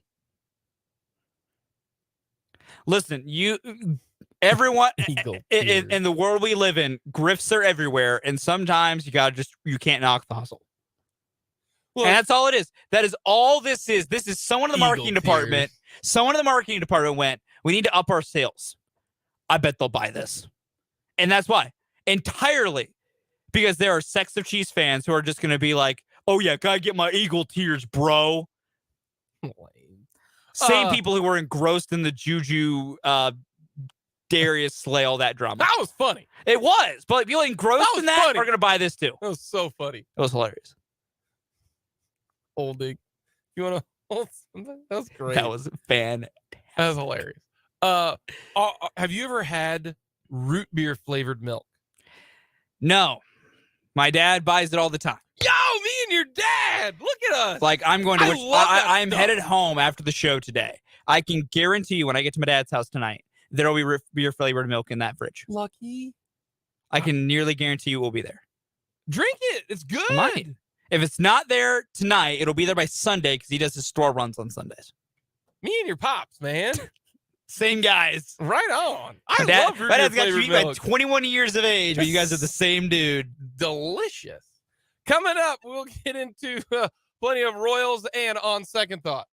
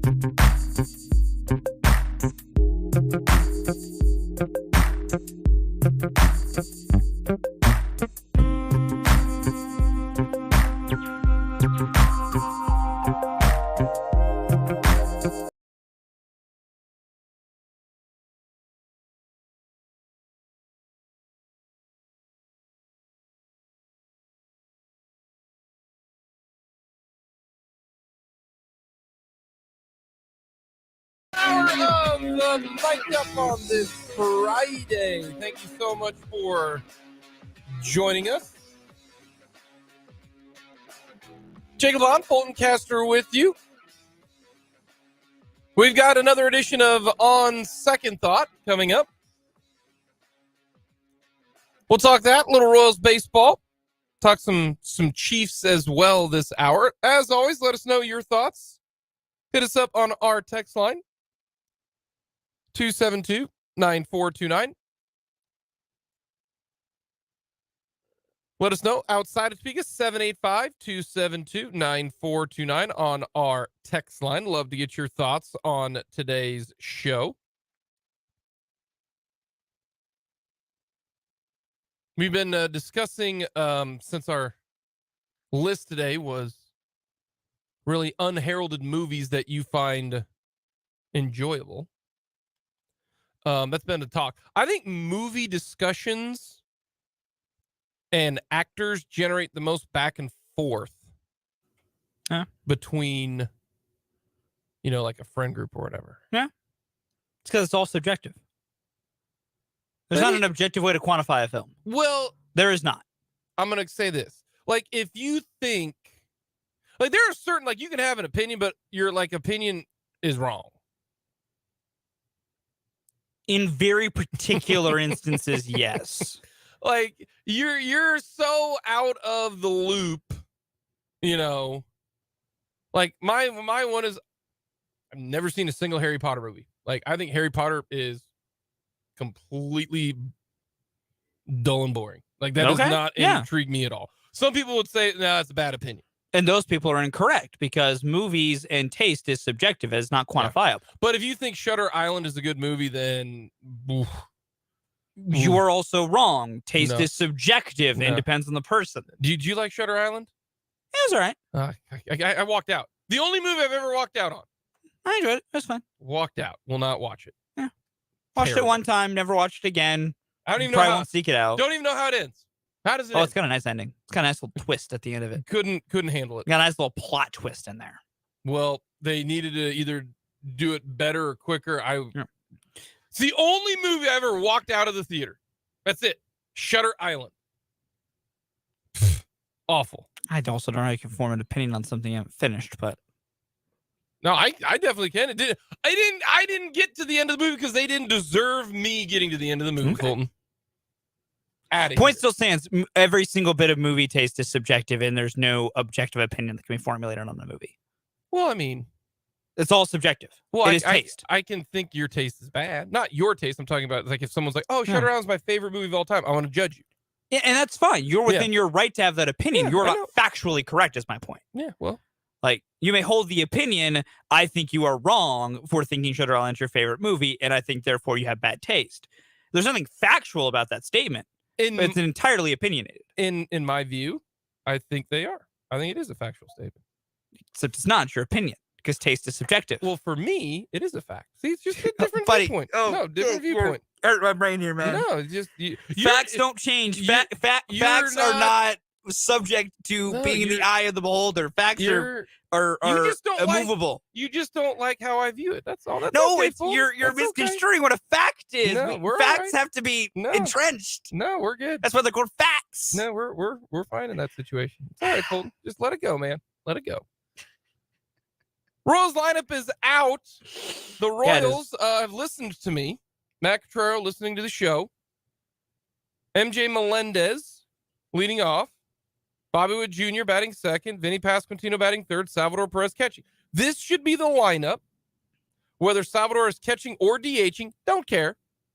Do whatever you want to do in that situation. But those four should be in the lineup 13 out of every 14 games. You know? And if Sal needs a day off here or there, I still think DHing's a day off. It's sorry. a half day. Like, no, it's a half day. It is well considered to be a half day. I don't even think it's a half day. Like Sal might not even leave the box. Yeah, but you're still putting in the effort to swing. That is effort. Then the only true off day that these guys get is an off day because even let's say Sal is not in the lineup, right? He's still taking BP. He's still taking BP, so it's not an off day. Yeah, I know. So no. Put Sal, put Vinny P, put Bobby Witt, Melendez. They need to be in there. If for 2 weeks, they get 1 day off. And part of me is like, maybe not even that with Vinny P and Bobby Witt because I want them in there. They need to be playing 155 games. Then we got Kyle Isbell in center, Edward Olivares in left, Massey at second, Ray is your DH. Big Nick Lopez at third. The Nickster. Hunter Dozier. Slick Nick. Not in the lineup again. Mm-hmm. I'm liking this. This is, given the current roster construction, the best 1 through 9 you can create. Yeah. Given the current players on the roster, this 1 through 9 is the best 1 through 9 you can put out in the field. And I think it's the best 1 through 9 defensively.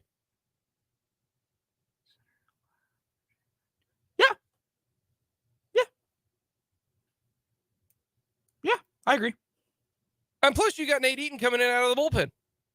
How about that? Brady Singer towing the rubber. Yeah, Nate Eaton. Eaton got to warm up out there. Get loose. Throwing in 94. But get loose, Nate. Did it take 13 games? 13 games. We're bogarting what we were going to talk about here because now I'm thinking in my head here. Oh, listen, hey man, we change everything on the fly around here. So yeah, and I'll go back to this statement here. Mm-hmm. Last year, they fired Terry Bradshaw. Was it 19 games in, 20 games in, or not that many? It was in May. It was in May. So it was like May 3rd or 4th or something like that. So we're talking it's like a month and a half. 20 games in, 23 games in. And my stance was then, if you fire Terry Bradshaw, the hitting coach, not the quarterback, he shouldn't have been the hitting coach to begin with.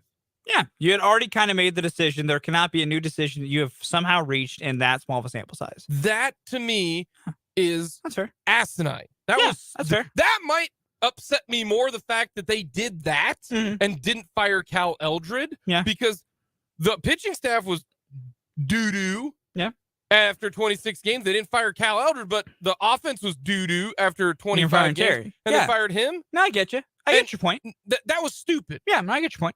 if you're, there was the NHL. I don't know. They don't do it as much anymore. Where they like fire the head coach of an NHL team like 10 games into the season if they started like 1-9. If you fire somebody that quickly to start the year, then he shouldn't have been the head coach to begin with. Yeah, okay? No, I agree. If Hunter Dozier only got 13 games and now they are platooning him around a lot already, and it was 13 games. Yeah. It almost makes me go, why did you even start him to begin with if it was 13 games? So here's what I'll say on that, since apparently I've just gotten so entrenched in the Hunter Dozier drama in the Royals universe, because apparently I'm the one who has to, I don't know here. I don't know why I have this cause. And the cause can't be money. It can't. Well, here's what it was. Or do you think it is? Here's what it is. Matt Cochero and company came to town. They inherited this roster. They intelligently, in my opinion, said everyone gets kind of a clean slate. And I want to lean on kind of. Because if you had a long enough track record or other things, you're not a full clean slate. But like any like the first year or second year guys, they all got clean slates with Cochero and company. Of like, we haven't seen you in our system. We haven't seen you under our coaching direction, particularly the pitchers. So Hunter Dozier got we know what you are in years past. Cochero and company, I can think of for two reasons of why he was playing those first 12 games. It was really 12 games. One was Cochero and company were going, as of right now, this seems to be our best option. Let's see what happens. Because they had not coached Hunter Dozier before. He had not been their player before. So for them to make an assessment based off a guy they had never really been around intimately is a poor decision. Like, maybe they could, it's like the whole thing I talked about last year with Ryan O'Hearn of like what the Royals were scared of was like, he's going to go somewhere else. Someone's going to see something we didn't see and he's going to become a good player. It's a terrible way to run a business, but that is the thought process to have. Horrible thought process. And so I could see the idea being Cochero and company went to see him to see if there's something people have been missing. Now, I, as I've said many times, don't think there is, and he's just a bad baseball player. I'm not defending him, but I'm defending the process of why he was playing. Because part of it was Cochero and company just wanted to see if there was something that everyone else had missed, and maybe they could find a diamond in the rough. It's not an asinine thought to have for a new coaching staff. The other thought is money. John Sherman probably said, with the amount of money he's being paid, we need to see if there's something. But, and that's why. And I know, like, we get tired of that with, cost and whatever, but with the new coaching staff coming in, I bet Sherman said, can you guys find a way to make him worth an ounce of this cash? And they said, we're going to try. Because that's worth a shot. With a new staff, that is worth a shot. Through 12 games, the staff realized, man, guy's just not good. And I get that because that's so small, we all go, really? He didn't even get 12 games. You know what I mean? That man got 10 games and 32 ABs, and they were like, nope, you stink. And I get it. And I get with that thought, everyone can go, well, why was he starting it all to begin with? Because also, this is what third base was. Given the roster that was decided on, there are deeper arguments about the guys that aren't on the roster that I think are better. I do not have time for that. Their options were Matt Duffy, Nicky Lopez, or Hunter Dozier. Before the season began, I give you those three.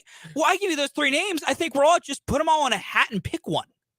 Oh, no, I still would have picked Lopez. Well, and that's fair. But like the overall thought was you're not going to put a great hitter there no matter what. But then through time and everything else, Nicky's actually kind of hitting. Nicky has taken the job is what happened.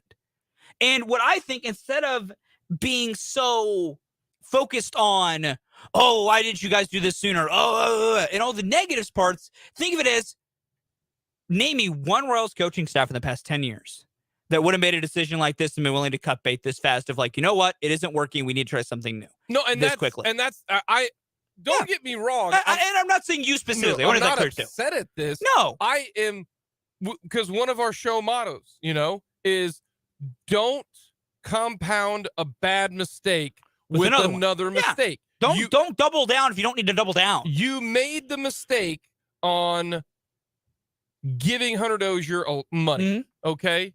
Don't compound it by when he's become unplayable, keep playing it. And I think Quatrero and company have learned. So they have, and the difference with Quatrero and company, everyone else, for Yost and even for Matheny, Dozier was one of their guys. It was part of their roster choice that he's there. For Quatrero, it was just he was just handed that. And which I think makes it easier for him to move on if he's just being like, listen, guys, he ain't working. Why is he here? He's struck out a third of the time. Yes. 11 Ks in 32 And I think that was the breaking point for Quatrero.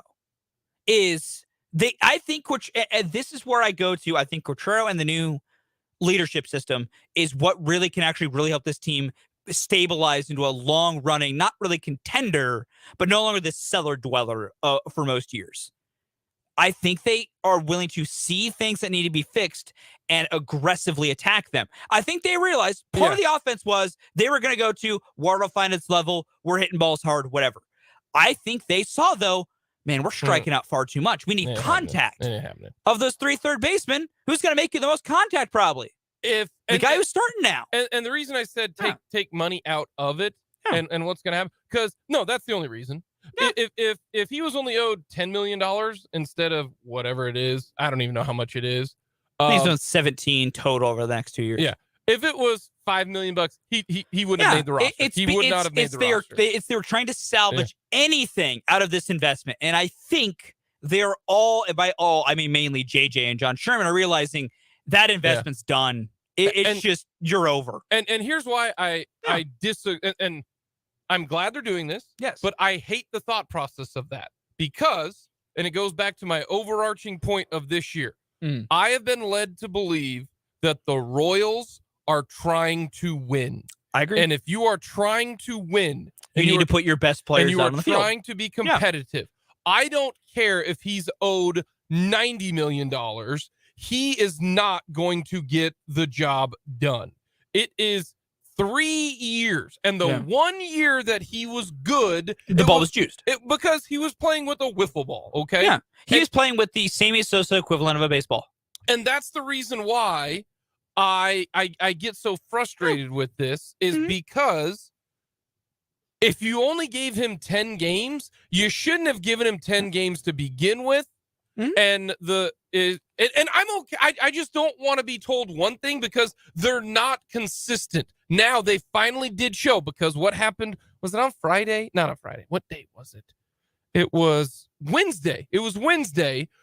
The 12th. No, it was the 11th. It was the 11th, which was great because I came on this show on Wednesday and said they've made their decision. When they pinch hit for Dozier in that clutch spot with Nicky. They made their call. And I said, perfect. He should play once every week when somebody needs a day off. And so far, he did not play on Wednesday. Since that pinch hit appearance, he's not had an at-bat. They're off on Thursday. Today, he's not playing. Nope. Tomorrow, I don't want him pitching or hitting against a lefty, righty. It is simply... And that's why I go back to the Terry Bradshaw situation. If you give a guy 10 games, then there was no point in you giving him those 10 games. You should have moved on. I get why they're doing it because of money, but then that contradicts your thought process of we are going to win. And one other thing. Yeah. He ain't part of the future. No. So this year, at least to me, they're not winners. This year is another year of development, but they're not telling us that. They're telling us, no, we are going out and trying to win. And what else? So as we've said numerous times, this year is what last year should have been. Correct. Which is frustrating. And I want to make that clear there. Like, I get it. That is really frustrating to still be in the spot. As I've always tried to say, we don't know what Matt Quatrero is being told about the lineup. Because sometimes guys aren't given all the freedom we think they have. Sometimes it truly is not. Matt Quatrero is just getting to do what he wants to do. So the first 10 games truly could have just been John Sherman begging and pleading and saying, put him out there. And Matt Quatrero finally just being like, consistently going, do you see my point? Do you see what I'm saying? He's a problem. He can't keep playing. And finally Sherman broke down and went, fine. there are negatives to that, of that he was even there in the first place. I'm not going to dispute that. The fact of the matter, we are here at least. We are here at the spot to where Hunter Dozier, as no longer a, must be in the lineup every day. It will now be hopefully. I think we've hit, I truly, given what's happened these past few games, I think we've hit this point. Because if he was supposed to be in the lineup every day, if the thought was, he's our starting third baseman, you would not have back-to-back games of Nicky Lopez. You would not. Who's pitching tomorrow? What is his name? He's a righty for the Braves that I can't think of. Well, gosh dang it. He's either a righty or a lefty. Gosh dang it. Is he a righty or a lefty? He's a righty. Does he throw hard? I don't think so. It's a guy I don't think I've ever actually watched pitch. I'm trying. I'm just teasing there. I know. It is Bryce Elder. Oh, Bryce Elder. Any relation? Elder, not Eldred. Oh. By the way, he has pitched 2 games and he has been awesome. He has gone Bryce Elder's very good. 6 1/3, no earned runs, 6 innings, no earned runs. He has not given up an earned run yet. He is a right-handed pitcher. Fulton, I will agree with you that they will move on, and they have moved on. If there's no Hunter Dozier against Bryce Elder tomorrow? If there's no Hunter, because he's not a lefty, it's a righty. If Dozier's in the lineup tomorrow, then to me, they haven't fully moved on yet. No, then either one, Nicky Lopez needs a day off. Which he shouldn't, because you've had enough off days recently. Because they had a damn day off yesterday. Yeah, you shouldn't need a day off. So you should put Nicky Lopez there, or if you want to put Matt Duffy there, sure, fine. But if Hunter Dozier is there again tomorrow, then that tells me that they're waffling again. They're going back and forth. You're hitting on 15. Nope, I'm going to stand on 15. Oh, no, this time, you know what? They better not be going with, maybe they're like, oh, he's due. You know what? Now you see why I hate that phrase? Now are you seeing why I hate that phrase? It's only, you can only use that phrase in regards to anything but Hunter Dozier, because he will never be due. Never be due. And I'll give you that. If he starts this weekend, there should be no reason he starts this weekend. Now, if a lefty comes to the mound and it's late and Matt Contreras wants to get real buck wild, I'm going to say he's wrong, but I get the thought process he might be introducing. See, here's a fun fact about Hunter Dozier. He's bad against everybody. Yeah. No, I agree. I'm not disagreeing. I'm saying I will at least be like, you know what? I disagree with this thought process, but at least what the thought process that led to it is not complete psychotic. It goes back to, gosh, I can't remember what basketball game I was watching. And the announcer was like, man, he's just having a shooting slump right now. He's only shooting 28% from 3. He's in a shooting slump. This is a couple years ago. Yeah. And they showed like a graphic of his career shooting numbers. Yeah. And it was like 27, 29, and this year it's 28. And I was like, he's not in a slump. He's just bad. He's just bad. He just can't shoot. He can't shoot. Therefore, no, he's not in a slump. He's just bad. He's a bad shooter, just like Hunter Dozier. Oh, he's not in a slump. He's just a bad hitter. Or, oh no, it's not just splits. Oh, it's a lefty, it's a righty. Doesn't matter, lefty or righty. He stinks. Yeah. No, I agree. He stinks. By the way, who do we got here? Some cat named Wright. Yeah, Kyle Wright is the Sunday starter. So there's 3. Man, he's bad. He's been rocked. Kyle Wright overall usually pretty good. 3. He's had a bad start to this year. 1 start, 3 innings, 4 earned runs, 4 walks. I actually think. Come here, Kyle Wright, real quick. Come here, Kyle Wright. I think that's what we got. I think. Come here. I just want to make sure I had last year right. Come here. Yeah, Kyle Wright led the National League in wins last year. Well, you told me wins don't matter. They don't. When I was saying he was 21-5 last year with a 3.19 ERA. That's what matters. That's what you should have led with there. I should have, but Mr. Wins don't matter. Led with wins. They quite literally do. I don't even know who you are right now. They who still don't are matter. You? He was 10th in Cy Young voting last year. Yeah, Kyle Wright's usually lead with that, not win. Listen, it's the dark bolded part of his baseball reference page that caught my eye. And jumped out. Well, you let it win. Wait, you and then I say hey, led the league in wins last year. Then my brain just goes, that doesn't matter, but he did. It's a true statement, but it doesn't matter because wins don't matter for pitchers. Coming up next, we got On Second Thought here on Mic'd Up.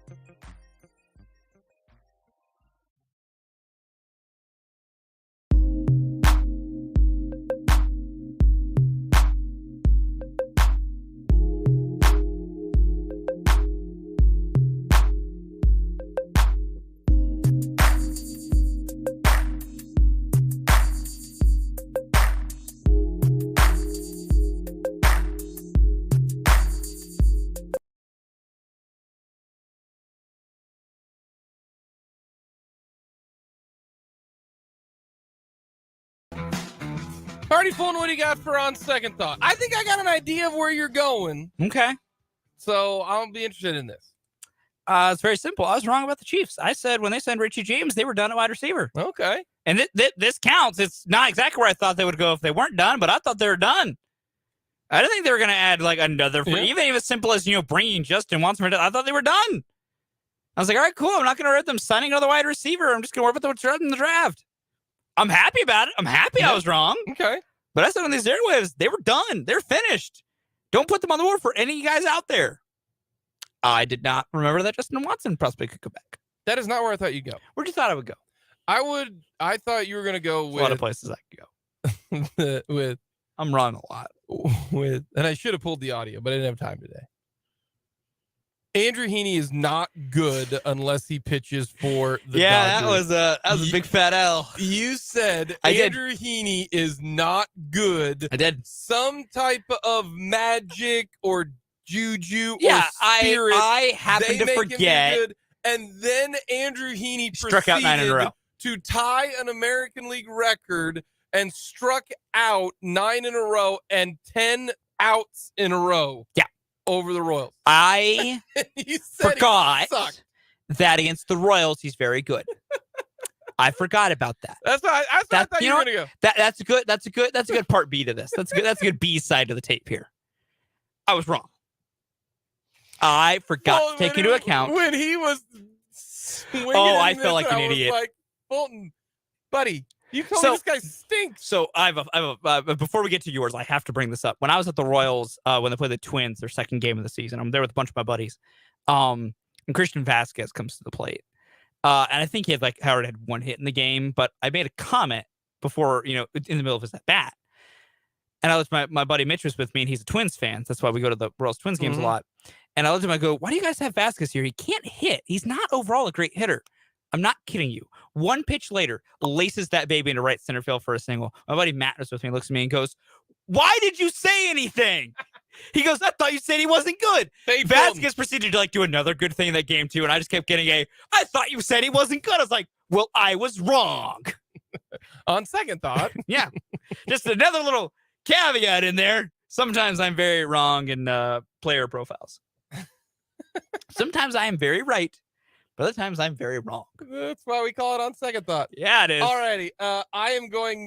I'll need to pull this up because I was very wrong on the line was now.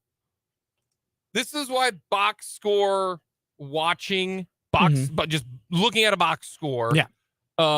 Sometimes doesn't tell the whole story. Mm-hmm.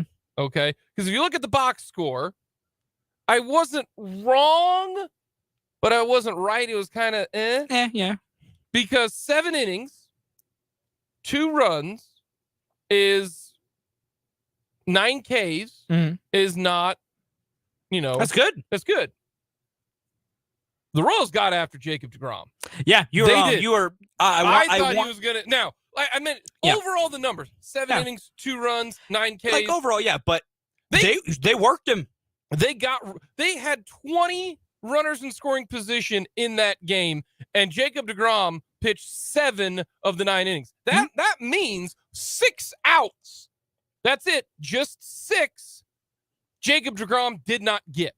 Yeah. And they had 20 chances in that game. Now, I did not think that they'd be able to hit him that well. They got plenty of guys with runners in scoring position. They got to second base. Vinny was 3 for 3. They stole a bunch of bases. They had opportunities. And that's why I said box score. I didn't think the Royals had any chance in that game. That's why I said. No, you did. I want you to be very well aware. No. Had they come back and finished that comeback in that game, I was going to pull the audio of you saying they had no chance. Oh, yeah. It was going to be played constantly on that next day's show. No, because I was joking about it. The Royals were plus 245. Yeah, and I think it's put the house on Texas. Yeah, I did. There's no chance. No chance. They almost did. They didn't. So you still would have been correct. But it would have been a lot more dangerous than you thought. I thought they were going to get run out the gym. I didn't think they were not a chance. They had a chance. They just couldn't finish. Didn't walk through the door. The door was open. It wasn't ooh, the door creaked open. No, that baby was off the hinges. They had could not walk through the threshold. Run through there. Yeah. All they needed was one clutch hit, and that didn't happen. So that's didn't happen off Jacob deGrom. They did tie the game to go to extra innings.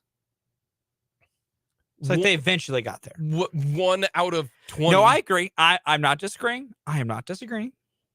I'm just saying they eventually did get at least 1. They needed a lot more and would have won the game, but I'm going to need more than if you got 1 key hit and when you only had 2 guys reach second, you got that key out, I'd be like, hey, that's not bad. Okay. Yeah, you converted at a high rate in the few chances you had. But getting 1 key hit out of 20 opportunities. No, you suck. That's true. Yeah. No, I'm not disagreeing. Yeah, they stink. I'm not disagreeing. So that is our this edition of On Second Thought. Coming up next, talk a little Royals baseball, and I've got a society question that we're going to finish with. Because something today at lunch that I was asked was intriguing. We'll get to that next.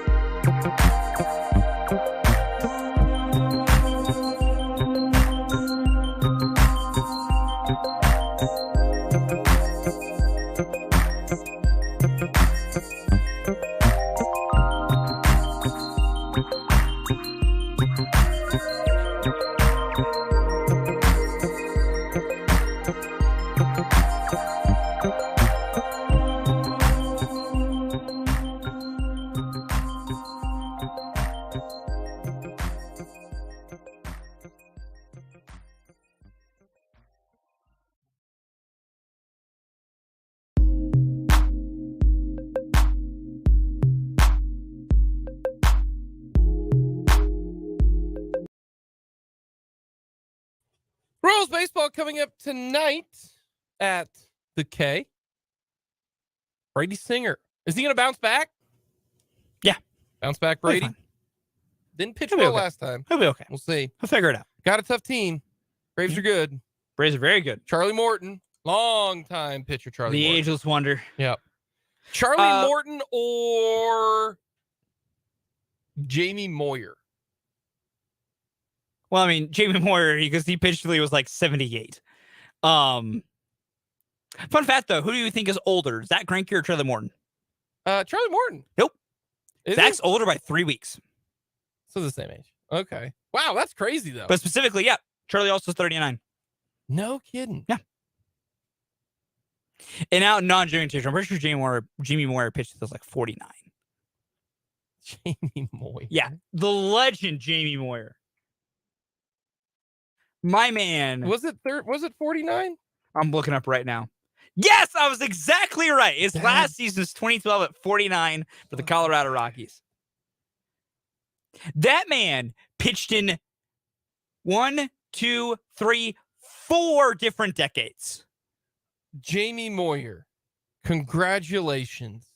You have given up more home runs than any other pitcher in the history of the game. Correct. Way to go, bud. Correct. He's given up 522. He had given up. He's definitely not pitching anymore. Jamie Moyer pitched so many. 1986 to 2012. He won 269 games. That's incredible. There was a period where Jamie Moyer was good. Oh, I'm not disagreeing that. I just find it hilarious that he pitched until he was. Let's remember in 2008, at 45 years young, Jamie Moyer had a 3.71 ERA. Jamie in 196 and a third innings. He That man threw nearly 200 innings in back-to-back seasons at 44 and 45. He, from the age, I'm going to nail this down here, from the ages of 38 to 43, he threw 200 innings for 6 straight years. Fun fact, Dude's arm was rubber. Jamie Moyer has given up more home runs than Ted Williams hit. That's fair. That's hysterical. By one. The truly ageless wonder, Jamie Moyer. He gave up 522 home runs. Frank Thomas, Willie McCovey, and Ted Williams all hit 521. How about that? 26 seasons in Major League Baseball. 26. All right, I got something I want to get to real quick. I need the text line to help me out here. We start our show at noon, which means our lunch is earlier than most, okay? I had my son woke up a little bit earlier, and I ate some breakfast at the house. I was not that hungry, okay? And so but I needed something, right? Fair. I got to eat something before, but I wasn't hungry. So I was like, you know what? Okay. I'm not going to name said establishment. All right. Okay. I'm not going to do that. So I went there and I ordered a kid's meal.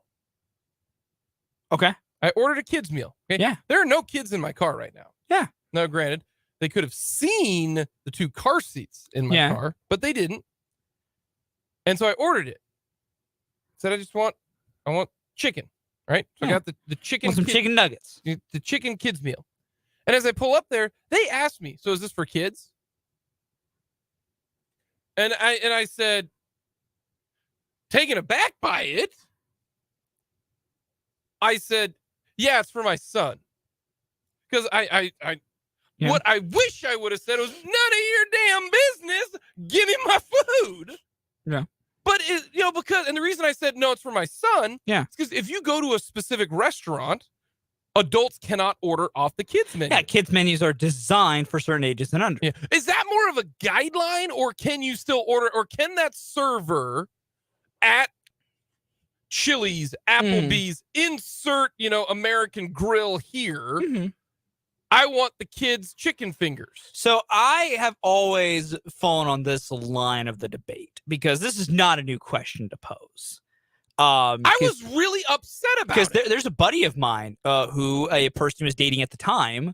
Like, we would occasionally all like go for lunch, just hang out as a big group of friends, but like hit a place up for lunch. And she occasionally would order out the kids' meal because she wasn't hungry. And so, but she wanted food or something. So, like, my belief is, let people do whatever the damn they please. Okay, I get it from the sit down restaurant, the sit down restaurant community, that I can get, of like, we'll draw a bit of a line. If you're a fast food establishment, yes, you have no rules. Like, no. Put the chicken in the bag. Put the chicken in the bag. No. That's all I wanted. Yeah. And now maybe they were just being friendly, but the way that it came across, like, well, is this for a kid? Because why is that? I mean, I'm not little. Okay. No, you're not. I'm 6'4", 235. You're not pounds, a small man, Jake. Pounds. You're not a I'm small not man. Little.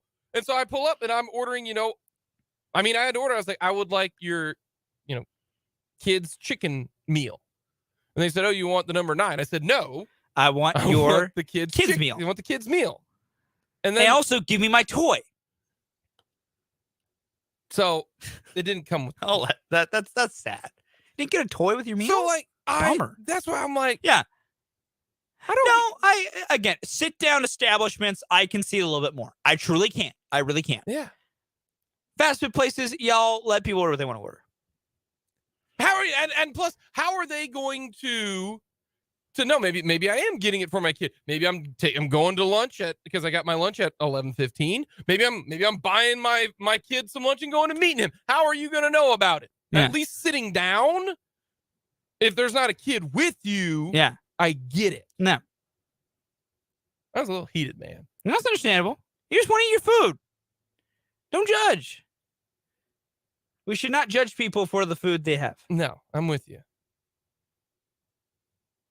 The whole kids meal argument is so dumb to me. It's a smaller portion of food. Why should an adult pay more for the same portion than someone who happens to be young? I'm with that person. Yeah. I am, and the reason why they do that is, I mean, we live in a capitalistic society outside of college athletics. Apparently it's bad to try to get what you want in college athletics. Yeah.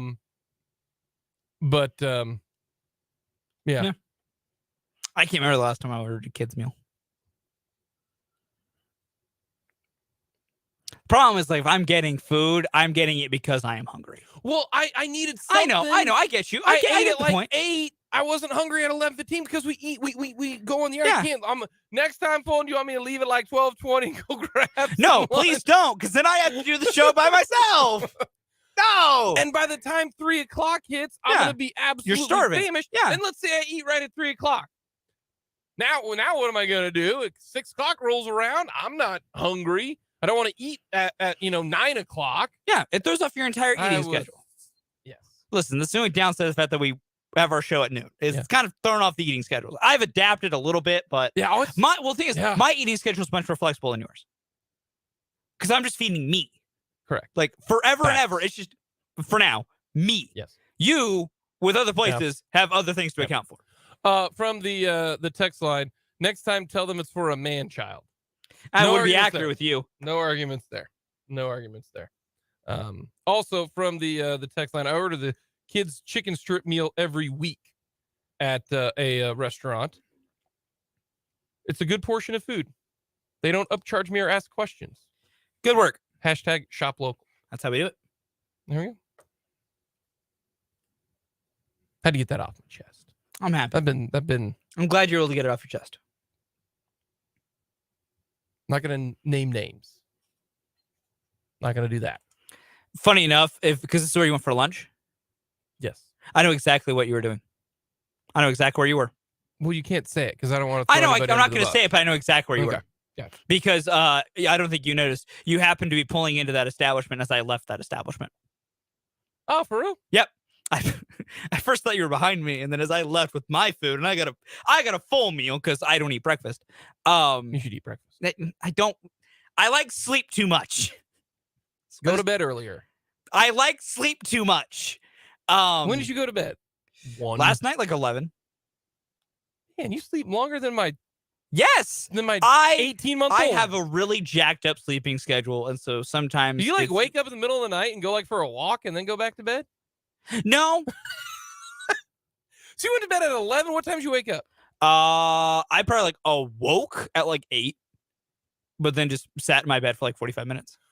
You slept all the way from 11 o'clock. Oh, I probably woke up 8. a couple of times in the middle of the night. I never sleep all the way through.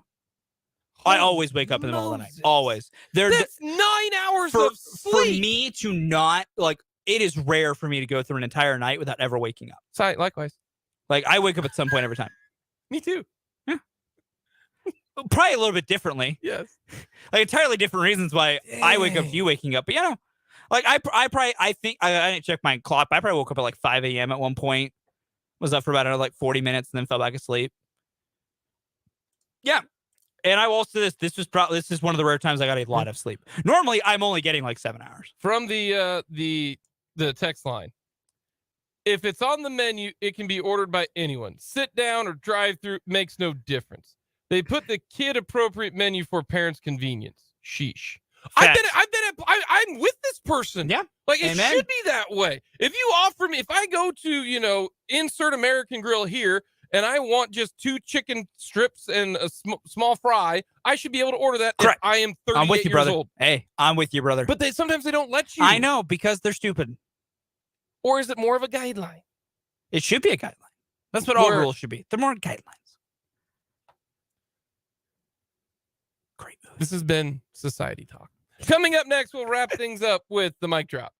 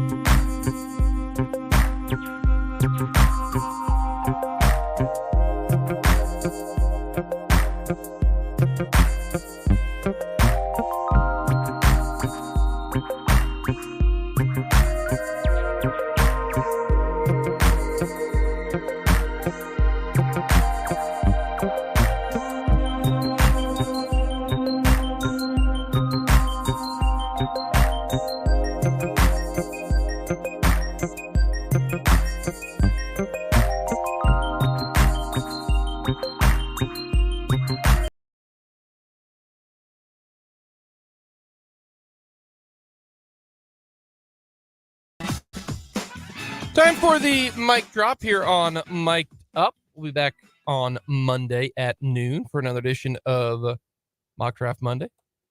Talk a little Royals baseball. We'll recap the series loss. Hopefully not series sweep. Series loss. See if Dozier plays tomorrow and on Sunday. Plays one day. That's 1 out of 4 days, the last 4 games. You can tolerate that. I can tolerate that. I mean, I can tolerate it. I think you don't like it, but you can tolerate it. But That's I can fair. tolerate it. Yeah, it's fair. Yeah. That's better than where we've been. Especially since they don't have a up-and-coming third baseman that apparently they like.